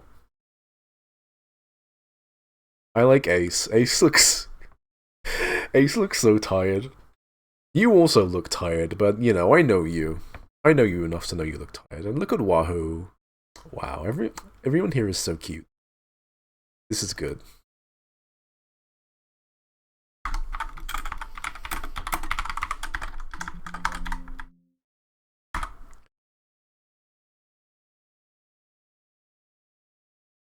God damn, you really pigged me up.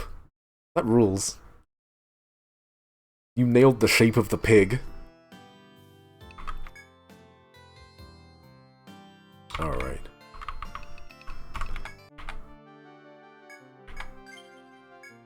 Form of pig. Did anyone level up off that? I think I got so caught up in the euphoria of killing that I forgot to check if anyone actually leveled. And they did. So that's good. We can start leveling up TP up to get at these bitches. Oh, I guess it would be just Yuri. She was pretty close to leveling up anyway. Alright, I'll go for a little longer. And then I'll call it quits.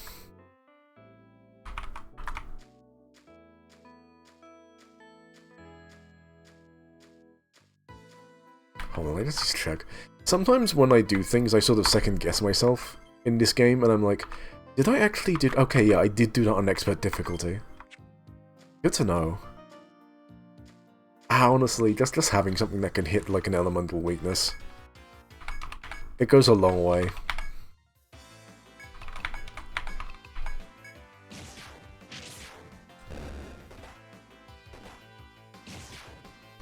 It is so wild what a difference just like raw level makes. Like those moles are doing jack and shit to me for damage now.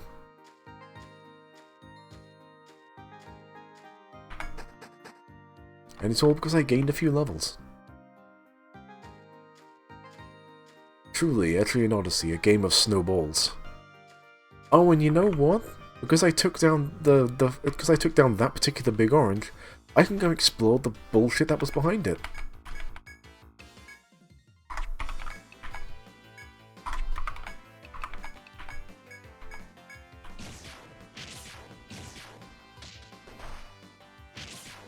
It really is funny just how much, like, basic attacks will carry you in this game. Moles get holes. Bad post. I don't want to think about moles in holes. Even though that is generally where they go. Whoa, okay, this actually opened up a lot more than I expected.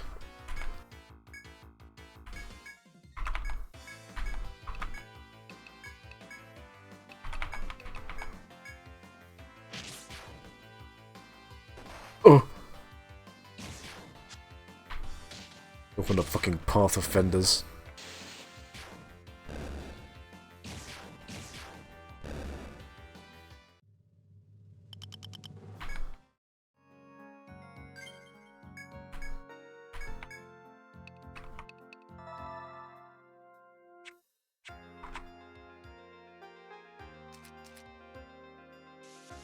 See, I actually do remember. Now that I'm here, I do actually remember there being this whole other section of the map.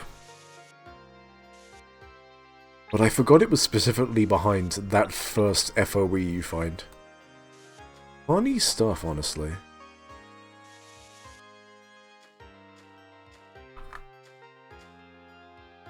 Yeah, it's a pretty small map.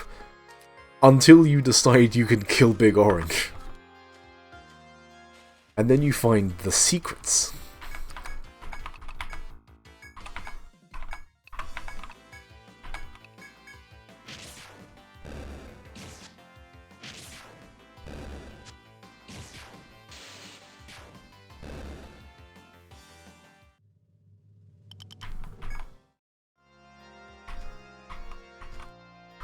Another crystal door.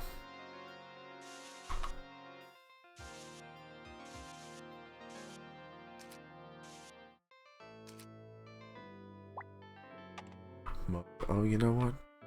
Can't this market is closed. Gotta put it in. Crystal.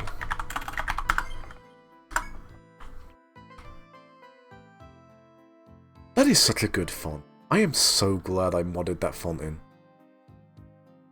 Just reading the word crystal in that font, it fills me with determination. Oh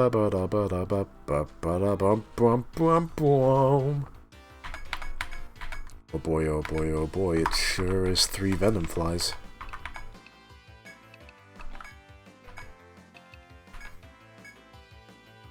Crimsimus.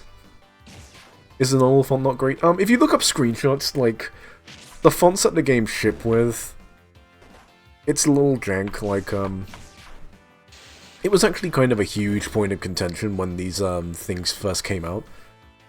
Like, you see the font I've got for, like, the battle thing here?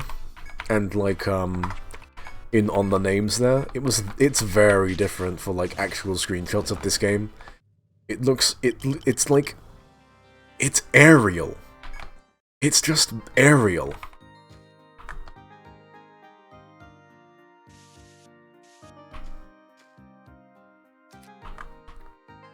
It looks like a fucking meme, Jay.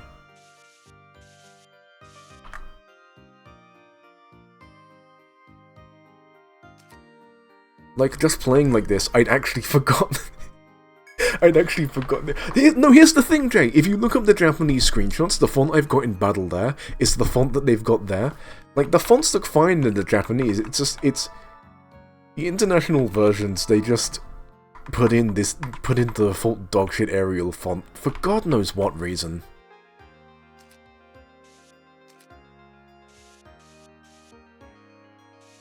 I honestly don't get it. It's just... The only way I can describe Etrian Odyssey as a franchise for Atlus is that the people making Etrian Odyssey care about Etrian Odyssey a lot, but I have to imagine that Atlus as a company doesn't. Oh boy, that's a Kuyathea. I'm being chased. The Golem font! Oh, Jesus, the Golem font is its own beast, isn't it? Fucking Calibri. I think Golem is an example of a fantastic shit game. I can't get over the fact that there's just like a compilation of screenshots out there of how many times the word breeding appears in the game. Golem is certainly a modern wonder. I think, Golem is something we needed. Like, as a gaming community, we just needed a game with an absolute... We just needed an absolute dogshit game. That's how I feel about Golem, anyway. Just shadow dropped a turd, yeah!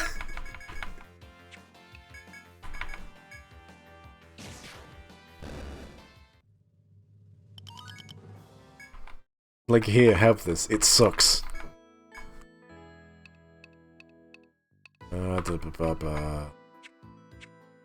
That's right, I was leveling up Vault, because Vault is what we need. What a Stratum 2 boss.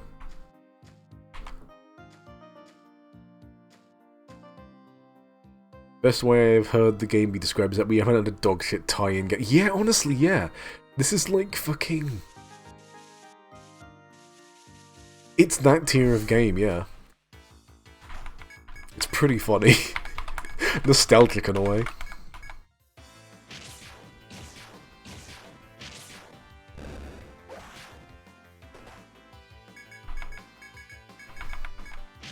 It gives me great joy to just be like... mincing encounters now. I feel strong. I feel powerful. I feel like I'm getting Twitcher.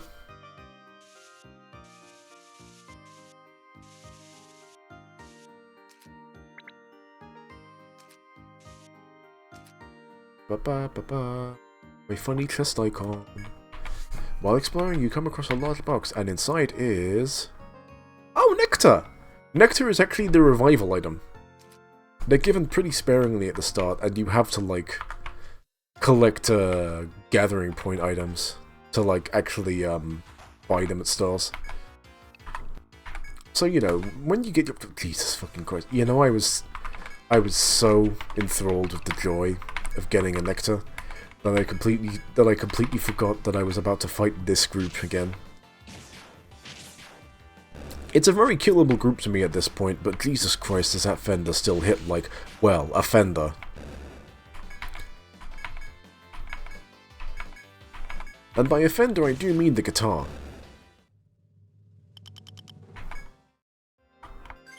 Wait, you just gave me a horn? That's the same drop. That's the same drop that Rachel gives. No wonder that bow was so shitty. That was a mid-tier drop. Alright. Alright, so you're going around there in a circle, so it's fine. I'll just get chased a little bit. I did mean the fender of a car. Oh no. Oh, never mind. It just did that. Oh no. This is actually pretty bad. I don't know if I can do this anymore. Oh!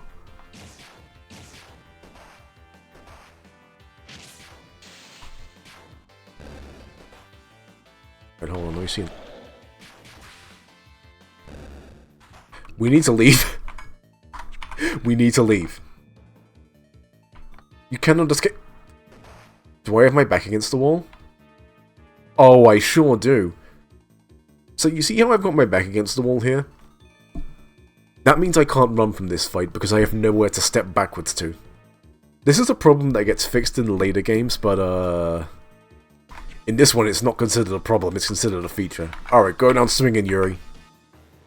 Yay.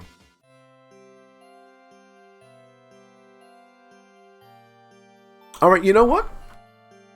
That there, I could have left on the big orange victory, but I'm gonna leave here on the giant horn to hog defeat, because that's more in the spirit of Etrian Odyssey to me.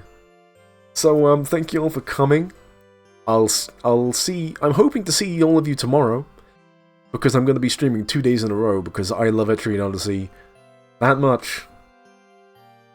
Same time, same hour, same hog, same dungeon. And as I say every time I end a stream, stay tasty, gamers.